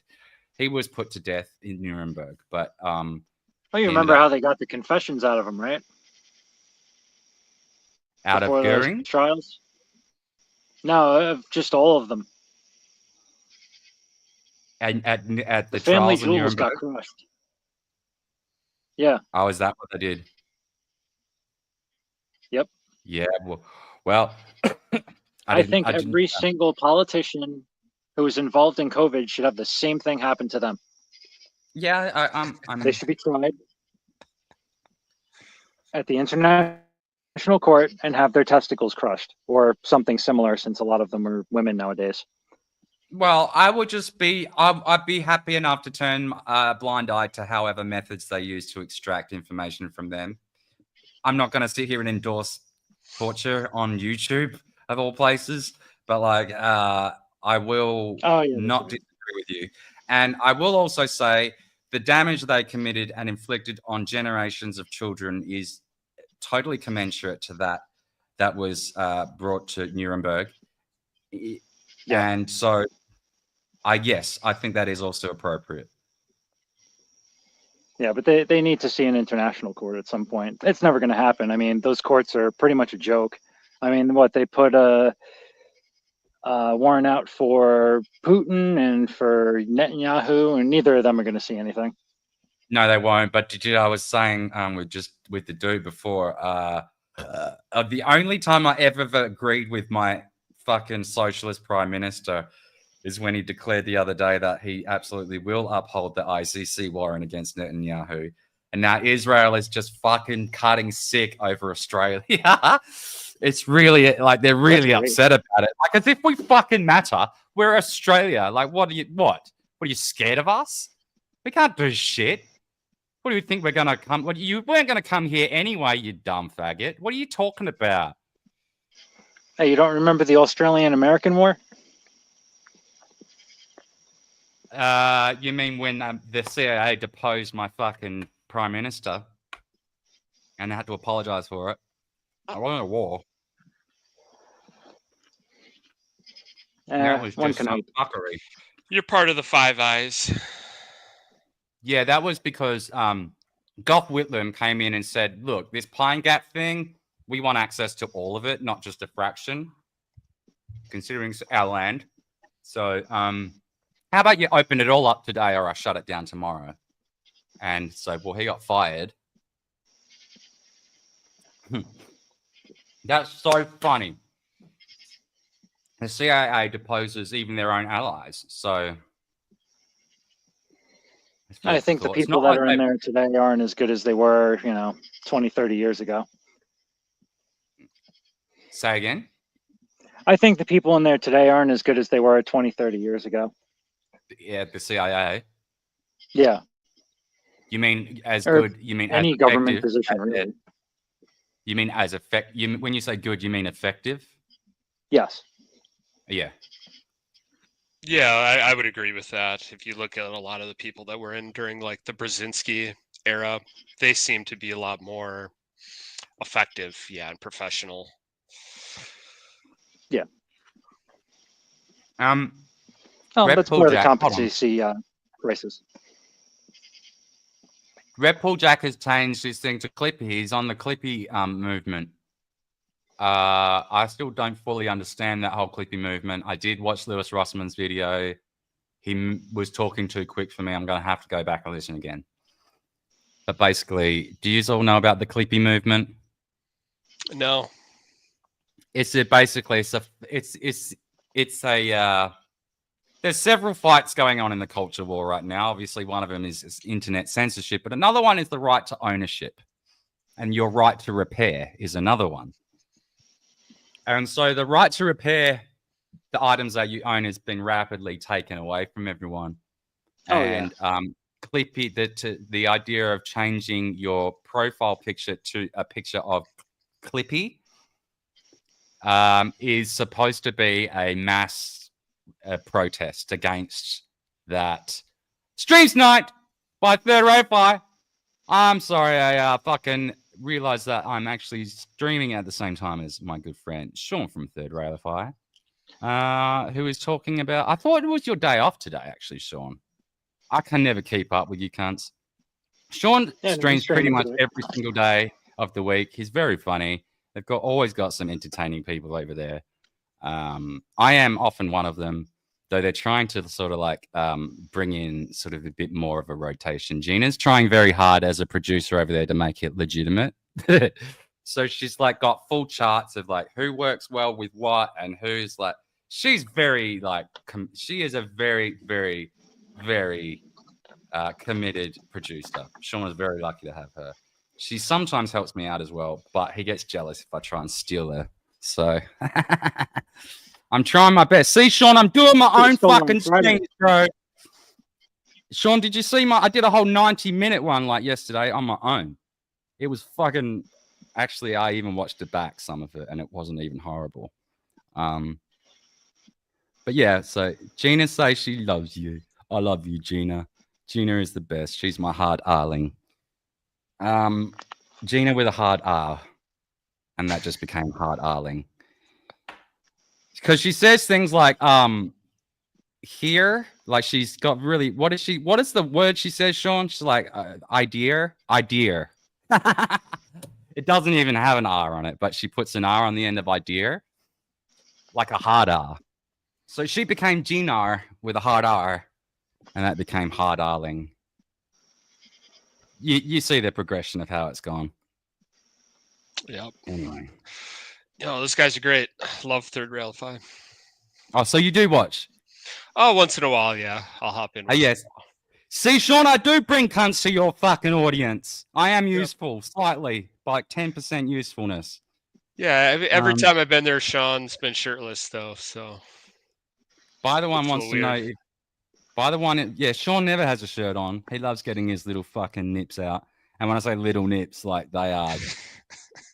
They're the size of dimes. I've got little nips too, but like his are just... yeah, I'll stop talking, actually. Mine are really small. But... give them a little rub. They'll get bigger. By the one wants to know if you need shoes. Yeah, I still need shoes, but it stopped raining now. But I'm still waiting for my fucking Rumble payout. It's like, they said, oh yeah, 8 to 12 days. And then it's like 15 days later. I'm like, where is it, cunt? And then they put the money in. And then PayPal's like, oh, we've got this cash out error at the moment. So you can't get your money from us for another fucking week either. So I'm still waiting. It's just been sitting in successive like pools of escrow for the last month. It's okay. I'll eventually get it. When I cash that cunt out, I ain't getting shoes. But I did get some new... I got some new track pants today in the mail. And they're okay. But anyway. But yeah. What were we talking about before we got streams tonight? Just more Hitler stuff. Yeah, Hitler and shit. I got sick yesterday because of some cunt. He goes through, there's this fucking dickhead, right? Who goes through and watches all of Sean's videos and all of my videos on Rumble with the express purpose of putting a thumbs down on it and just nasty comments and shit. And it's some Jew, or at least they're pretending to be.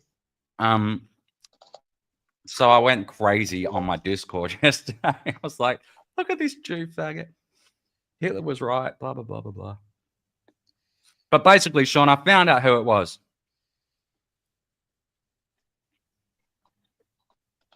Who's what now? Just the cunt that keeps going and putting dislikes on everyone's videos.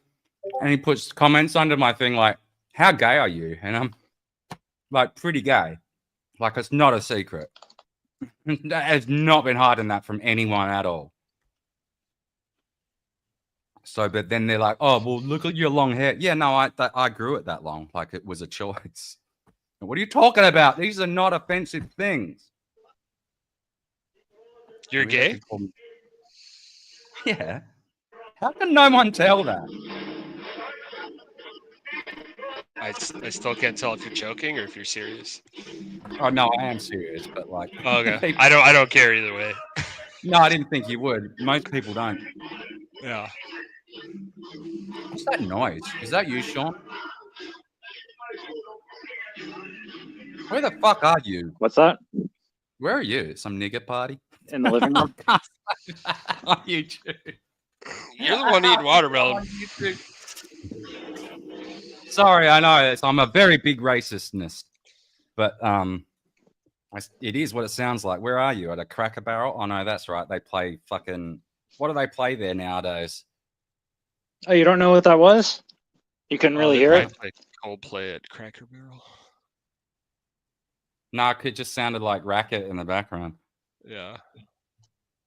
Aw. Hold on 1 minute. Like it didn't sound good. Yeah, I probably won't through the phone.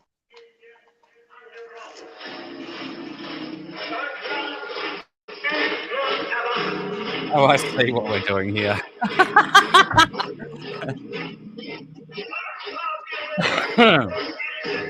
All right. Well, the dude's feeling very uncomfortable. We've like leaned right into that spot. yeah, I mean, there's discussions that I have with friends and people I know, but just, being on camera talking about Nazis and Jews just isn't like the top of my list. No, I accept that. It's fine. Yeah. It's not always, but like, you know what? It's something that's been the reason. It's not even a topic that I absolutely love talking about either, but I'm doing it in defiance. It's like, if you think this is going to be a taboo thing, no, it's not. No, it's not. You think I'm going to be scared for being called a racist? I'll lean in. I will lean in as hard as you fucking think I shouldn't lean in. Oh, I believe you will. I believe you 100% will, Daniel. But how about we do shift topics here? You could shift topics, though. So, might be a like good I idea. told you, I'm a psychological operations veteran. I'd be open to opening the floor to any questions you might have about PSYOP. Yes, actually. Out of all of the, what do you think in terms of PSYOPs are the most successful ones that we don't know about? Are there any like out there right now in say the last 10 years that you think has been massively successful that you recognize as being a total PSYOP that most people don't? I think the biggest one's the UFO one. Yeah. Yeah. Yeah. But a lot of people are kind of onto that. Scary how many people aren't, though. I mean, I've gone back and forth with it too, but I do think there's some elements of it that it is massive PSYOP, or at least majority PSYOP.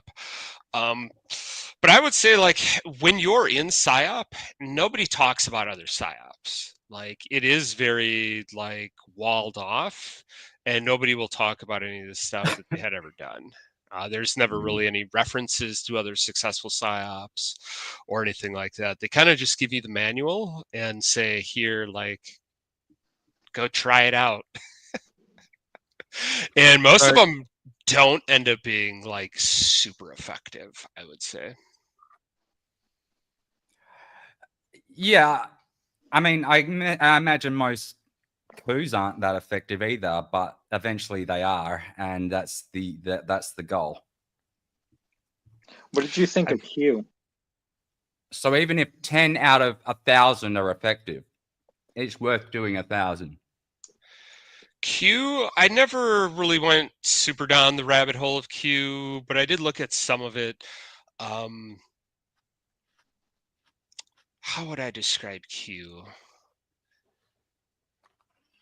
So I think Hugh had some truthful elements to it, almost like it was a little bit of a disclosure, but doing it in a way that is like almost through fiction, so like analogy.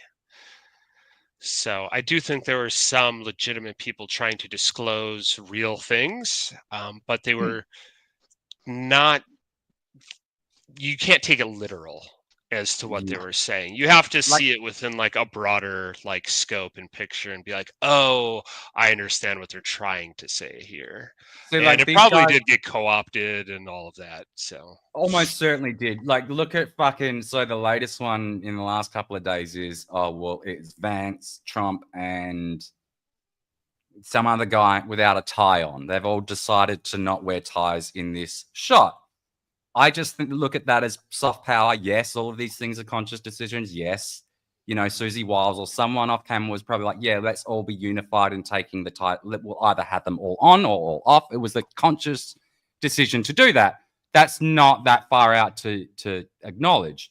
But then all of the Q freaks are like, this is a signal. This is a definite choice. This was no mistake. This was a conscious decision. I'm like, yeah, it's a conscious decision, but the implications of it are way different, in my opinion, than what you think. Like, I just think perhaps it was, you know, soft power is a thing. The visuals, the optics of everything is way more important than people care to think about.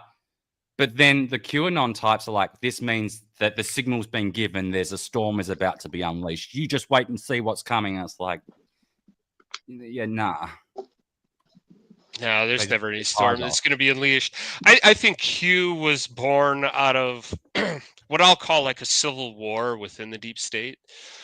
So if you think of from 9/11 until really around the first Trump primary era, you have a lot of young people that got in to the GWAT era that were in the government for 10 plus years now. And a lot of people were calling bullshit on all the stuff we were doing. And then there was a side of people that kind of got brainwashed into that culture thinking that was like normal on what we were doing. And I think there became a huge rift on that. I think there were a lot of people because who are some of the big names in Q or Trump's early stuff, like the General Flynn and stuff That's like right. that.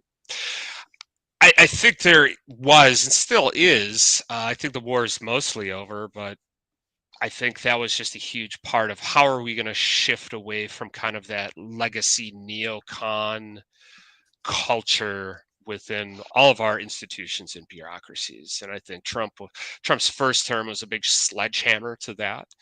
But I think Q was trying to tell stories about what was going on without necessarily being very explicit about it. And I think ufology does this too. I think Yeah. there's a lot of stories that get told that are trying to allude to something that's truthful, but they do it in a way that's just not shouldn't be taken as literal. I don't know. Like, in terms of the UFO stuff, almost certainly they're out there somewhere. Have they ever contacted us, or even have we even seen evidence of them coming near our realm of existence? No. It's almost certainly zero evidence of that. Like, I've not seen it. Yeah, I mean, who knows? There could be stuff that's out there, could be paranormal stuff that's out there too. But yeah, who knows? I think it's largely a psyop, which is why I started like paying attention to it.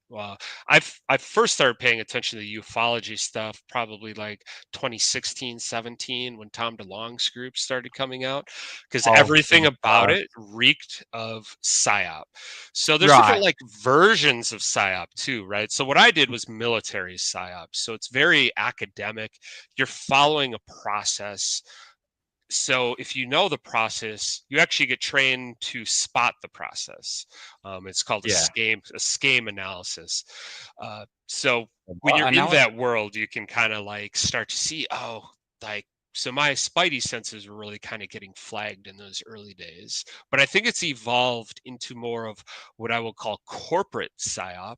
So what I believe Right. what's kind of going on now is I actually think people like Jesse Michaels are funded by Peter Thiel, and I think there's a huge battle going on between the boomer legacy deep state people that run Lockheed and Northrop and all of those types of contractors versus the Thiels, Andreessens, and Elons that want to kind of pry some of that old technology out from behind the curtain, and they want to be the new defense contractors and take over with Palantir and all of their whatever, all the different things that Peter Thiel funds. You brought up an interesting character here, and people sometimes roll their eyes a little bit at me when I bring this up. But Elon Musk, he is a false god if I've ever seen one, and a proven liar as well. Bad track Yeah, I can history agree of with that. litigating his way to the head of everything, and basically just being the appearance of good as opposed to actually doing anything legitimate or of merit. And it's so funny because he's the very kind of person that will come out with lines like, I'm sick of people trying to appear good and doing evil. Fuck them. It's like, no, dude, that is exactly your modus operandi. That's exactly what you've done your entire career and continue to do. And then you sit there and post fucking basically lolly porn on Twitter created by Grok. Did you not see that? Annie is okay. In a long time. Annie is okay, he posted, and that's basically the new waifu bot that's come through Grok, his new Grok AI. And it's a persona of basically an underage girl in knickers. And when I say under, it's like it looks like she's 12, basically, and she's prancing around in knickers very promiscuously and provocatively. And literally, he posted this thing, Annie is okay, with this picture of, and it's just putrid. And everyone, and I mean everyone, even his own paid subscribers are like, this is disgusting. What the fuck is wrong with you?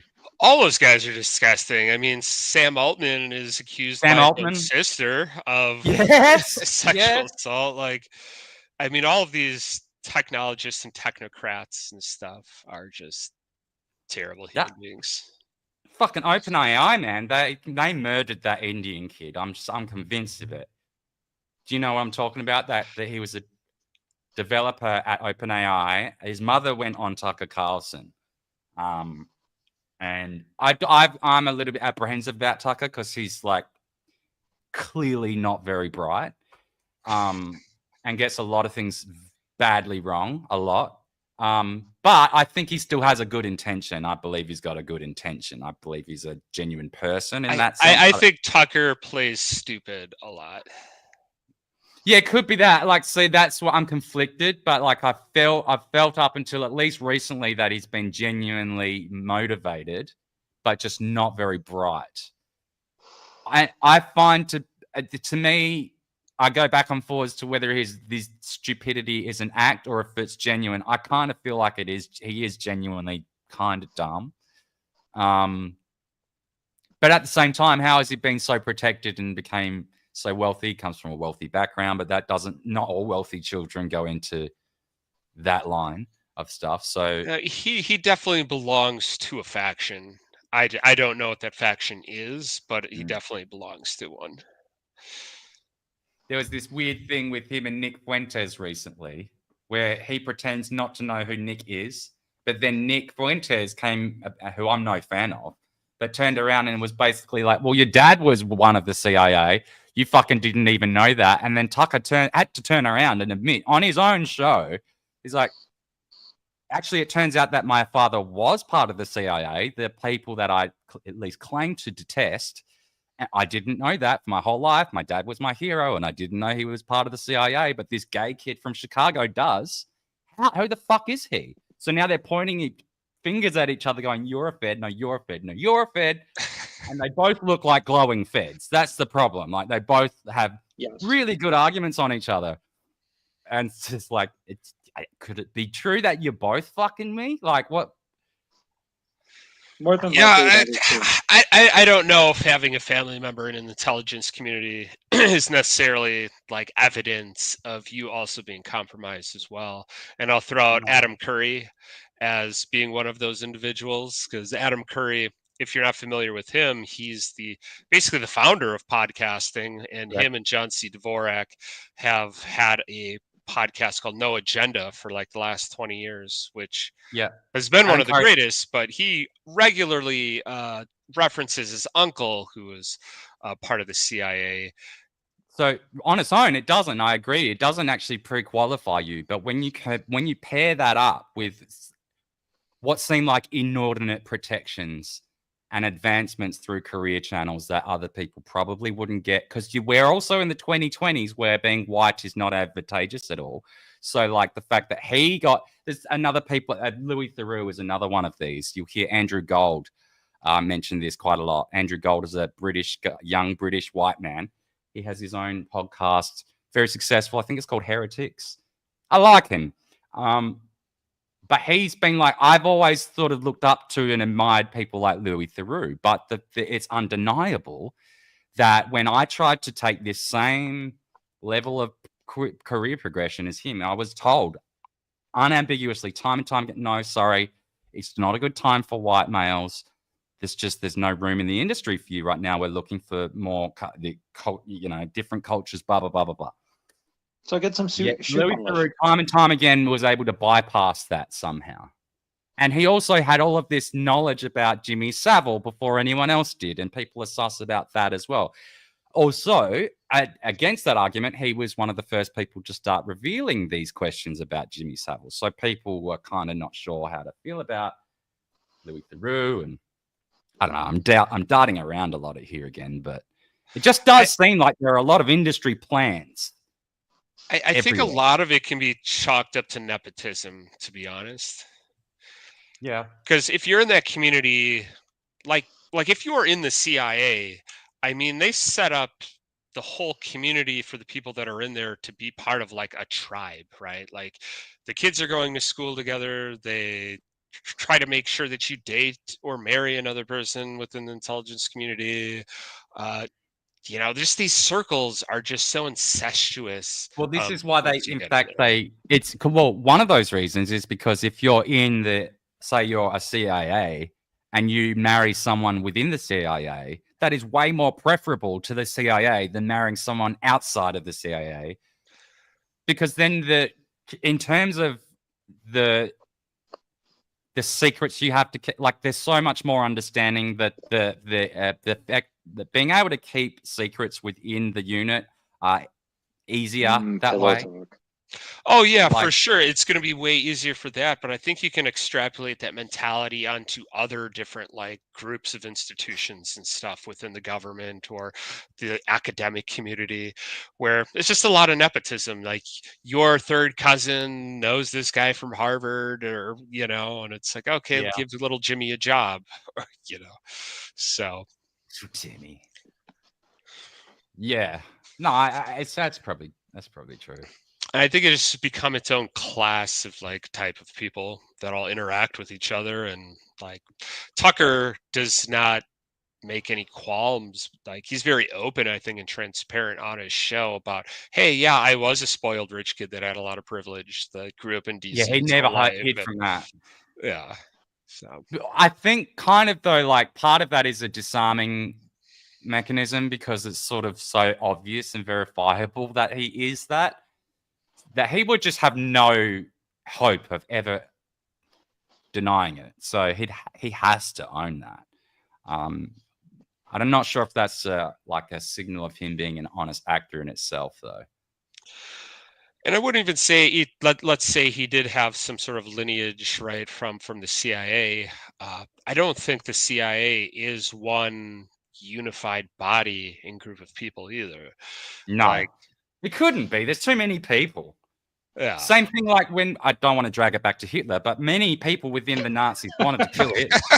Yeah, like just as an example, like that was a very tightly controlled and well-run machine, and still within that they wanted him gone. So like, yeah, there's too many people involved in intelligence community in any, like whether it be CIA or any of these other divisions.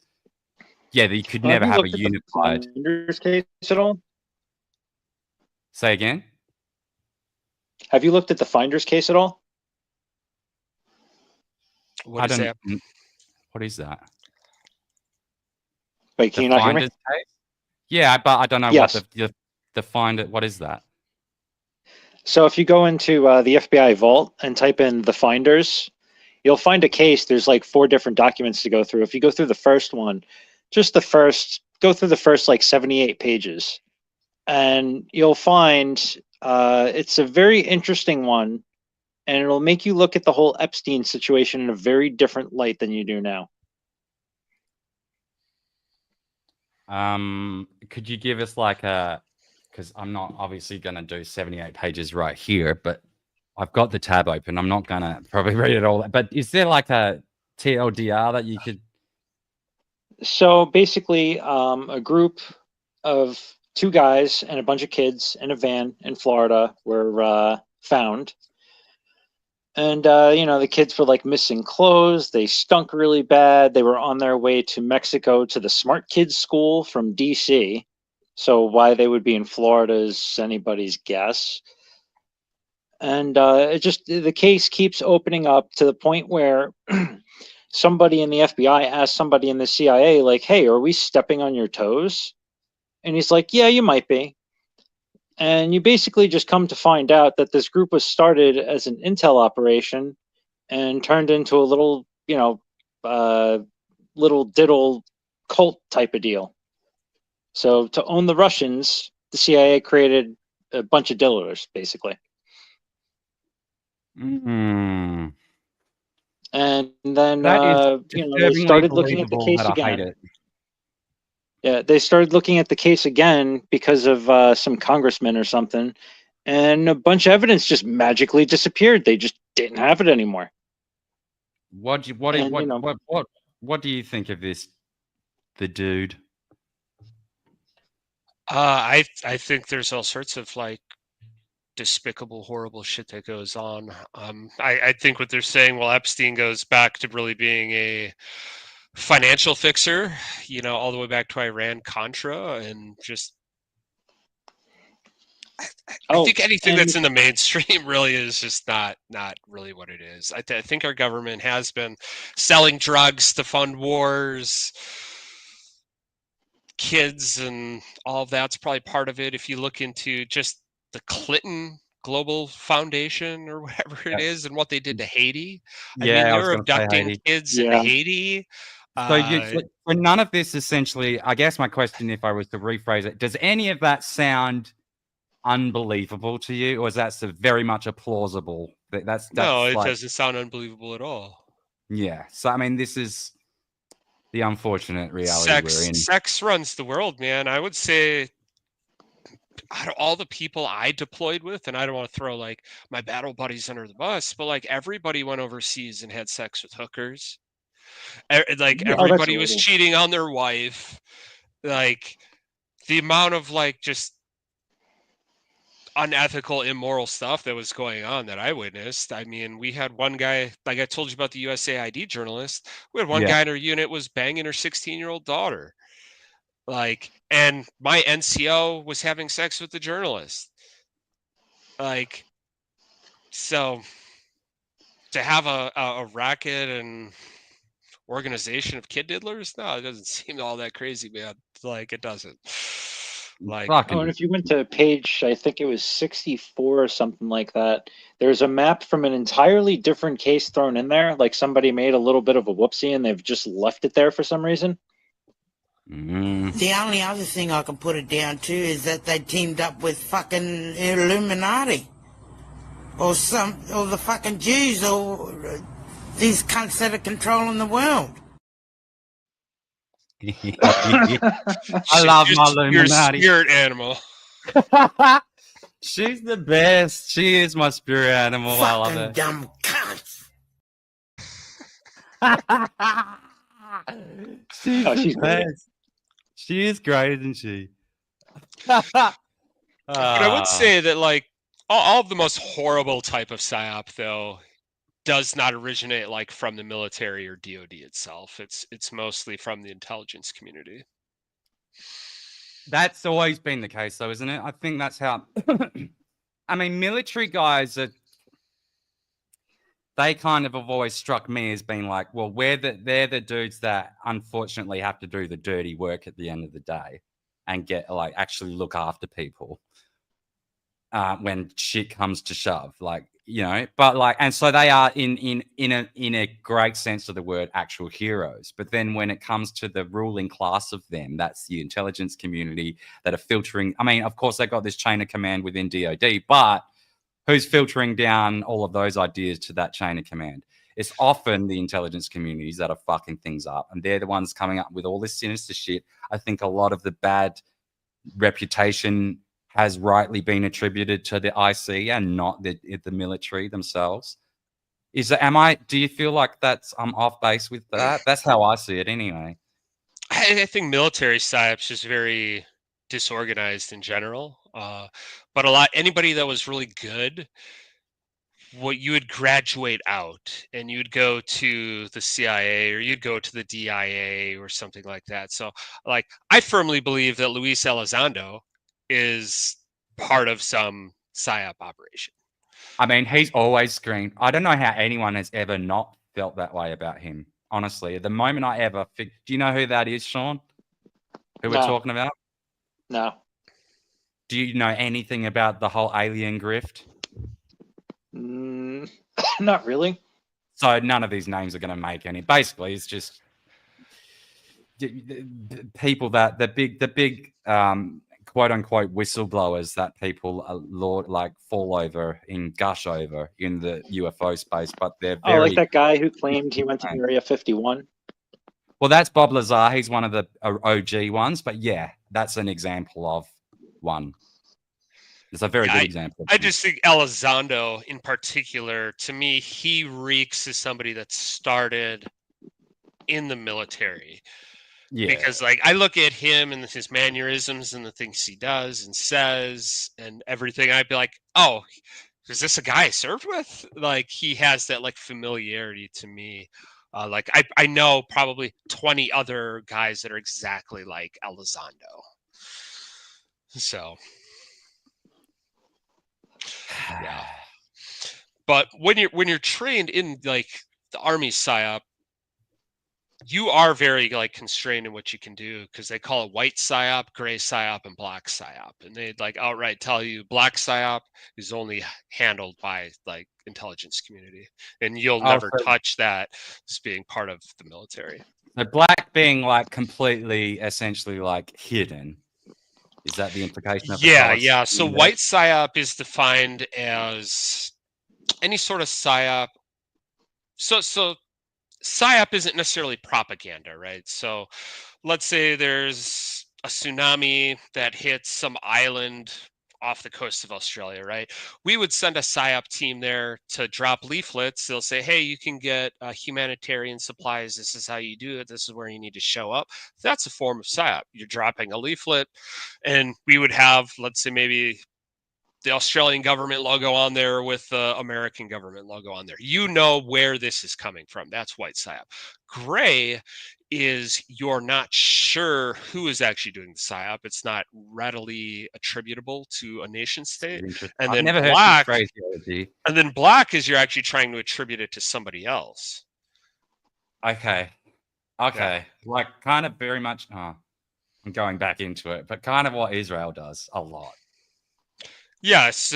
So think of your false flags and stuff like that. So you could try to attribute an action to another government, or you put out a radio broadcast or a leaflet, or now I guess today's stuff online, you could attribute it to another nation state. I mean, fucking NATO did this with Nord Stream. It was obviously a NATO operative, probably the British or something like that destroyed the pipeline, and then they blamed it on the Russians of all people. Now, I'm not saying the Russians are completely innocent. Of course, they are not the greatest players in this whole game either. But like the amount of shit that is attributed to them has become a problem because now nothing is attributable to them because no one believes it, even though they are legitimately they do subvert elections. They do actually do this shit. It's just not necessarily on the scale of the Russiagate, which was probably a hoax, at least to a large degree. Oh, 100% a hoax. So almost everything in the last 20 years has been the neocons fighting against the Russians in Yeah. some form. Most of it comes down to oil, gas, and the pipelines. So Now I that think you've got like these even other- Iraq, I think even Iraq started as Saddam was starting to get cozy with the Russians, and we had to boot the Russians out. Yeah, kind of. It seems. I mean, It's nobody really talks about it, but from my perspective and what I've seen and what I know, it's everything It's kind a- of goes back to the fight against the Russians. do you see it now being like? But because of all of this, because of the boy crying wolf so much, now you've got a huge portion of people that actually don't necessarily understand how nefarious Russia can actually be, because that's lost now. Or am I like? I'm not. I'm by no means like anti-Russia or have Russophobia. Neither do But I I. do understand that how I see it is there's always been kind of two spheres that have been going at it. So once really like the USSR fell, it gave the United States kind of carte blanche access to do whatever it wanted in the world. And it was Yeah. really once Putin came back, or not came back, but once he ascended to the throne in Russia and started to rebuild Russia, that's when we started to get really weird around the world. Because he was rebuilding Russia through Gazprom, which was the Yeah. state-owned oil and gas company, which at one point represented like 70% of the Russian GDP.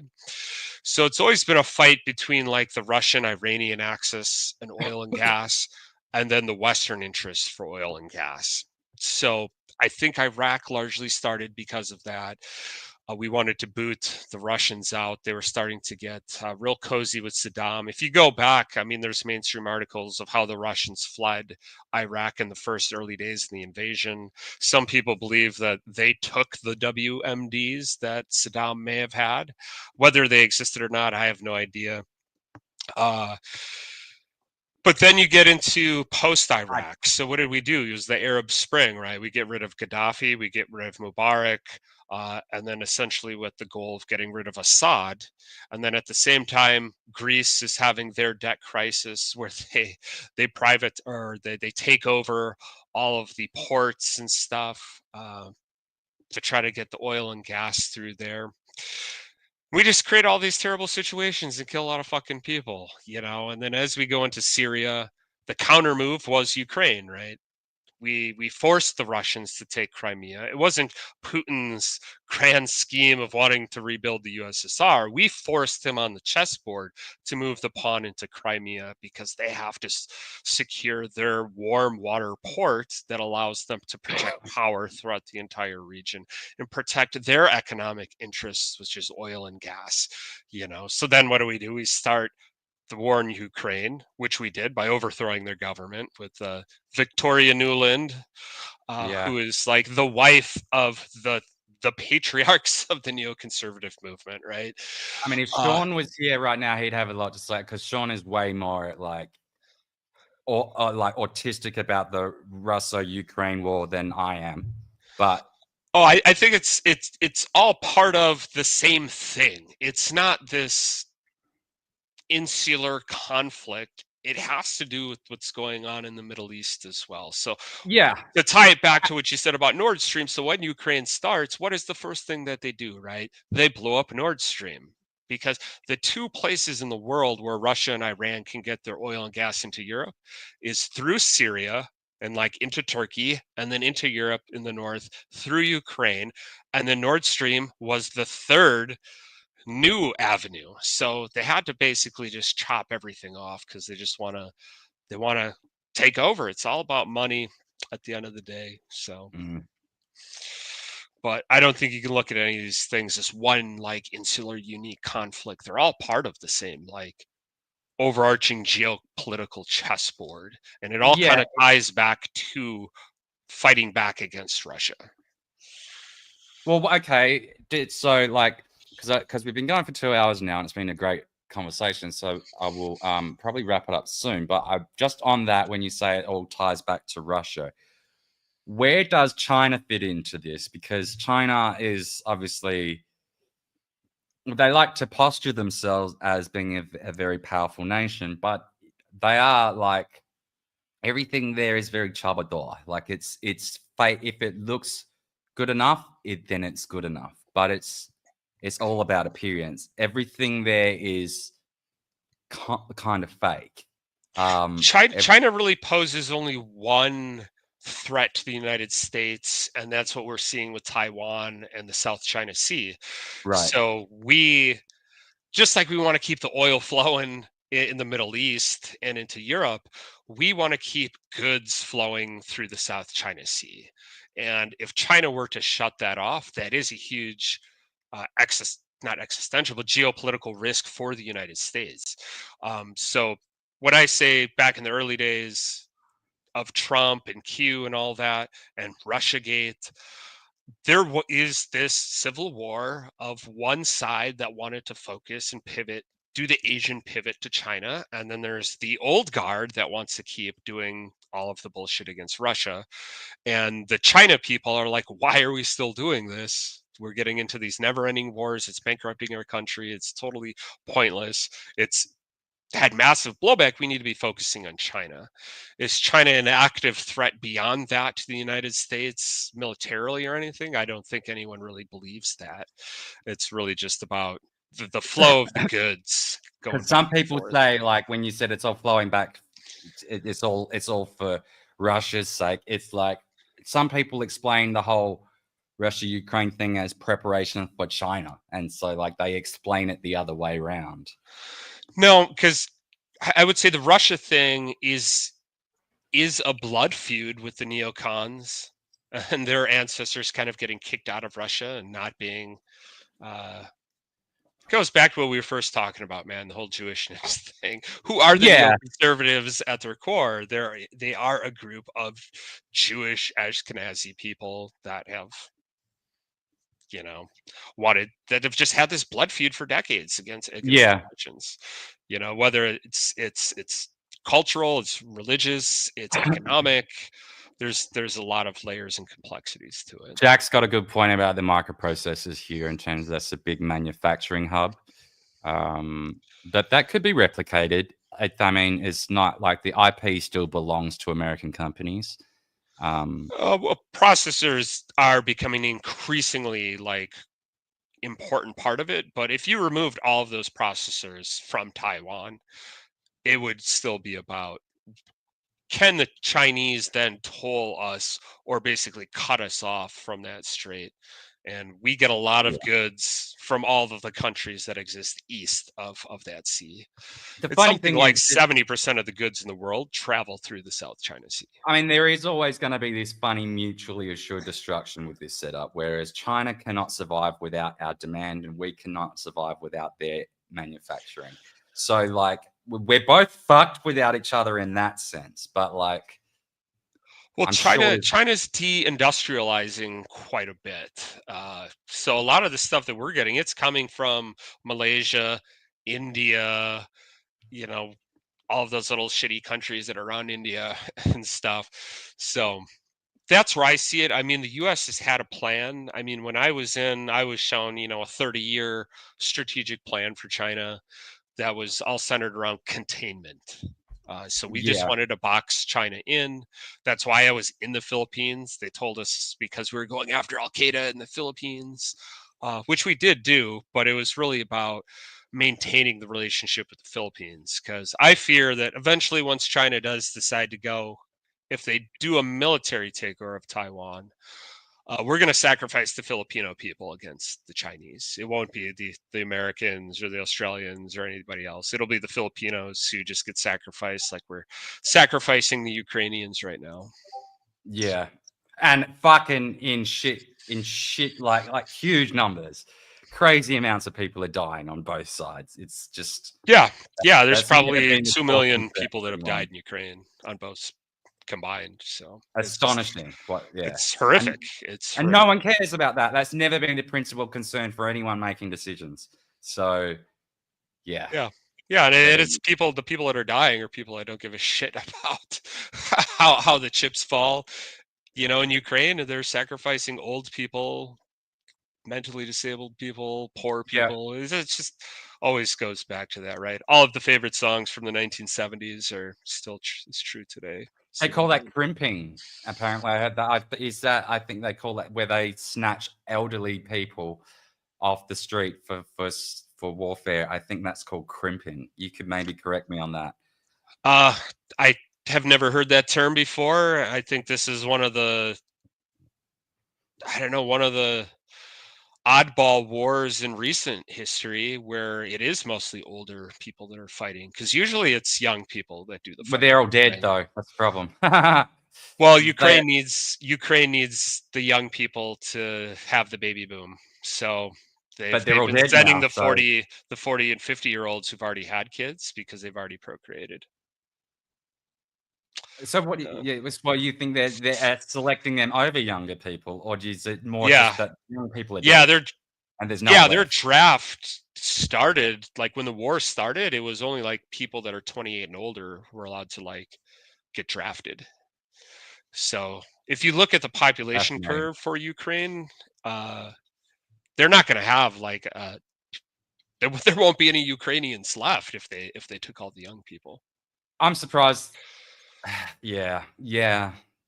So you think maybe this strategic choice of like splitting it that way may actually, as kind of fucked as it sounds, may help them survive as a nation moving forward at some point. Yeah, long term, yeah, because you're just right. setting out all the old people that have already procreated. So kind of like, I mean, if you're thinking it from a all the pure old bullets utility perspective, like what utility do those older people have for the Ukrainian society versus younger people? So like it's like using all the old military equipment first, basically. Yes. Getting rid of your old tanks and bombs.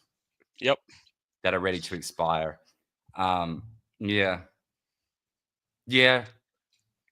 Fucking hell. And just so you know, I'm not bullshitting about having been PSYOP. I got my little cup here. I won't turn it around because my name's on it, but yeah. Don't dox am yourself. I a plant or anything? No, I haven't been in PSYOP for 20 years. Yeah, so they all say that. I do digital That's marketing. what they say. Yeah. I don't care if you're a fucking active PSYOP or not. You're still fun to talk to. So I only did 4 years. I was part of some cool shit, but I got out and went to college, and I just do digital marketing. So yeah, I'm sure nobody in the grand scheme of things. Well, that's good. Yeah. Well, my friend, thank you very much for joining me. I'm sorry that we dragged you straight into a white nationalist convention within the first 5 seconds. But I will just I'm going to put a disclaimer here. He doesn't endorse all of my ideas, and they're not necessarily my ideas, but it has been an interesting discussion. It's a very taboo one. And the only reason I lean in is, well, I explained why before. Because you want me not to. Yeah, it was fun being on here. Ping me sometime. I'd love to hop back on. If you ever want kind of that PSYOP or just marketing perspective. I've done marketing for 20 years, so it's all kind of the same shit. So absolutely. We're going to raid into on Rumble to Sean, the third raid. Sean and Gina. So I'm going to confirm raid there. And on Pilled, we are raiding into American Rising Media. And you guys are all going to shift over there shortly. And I'm going to end it here. But yeah, thanks, friends, for joining us. And we'll see you again soon. Bye-bye. End stream.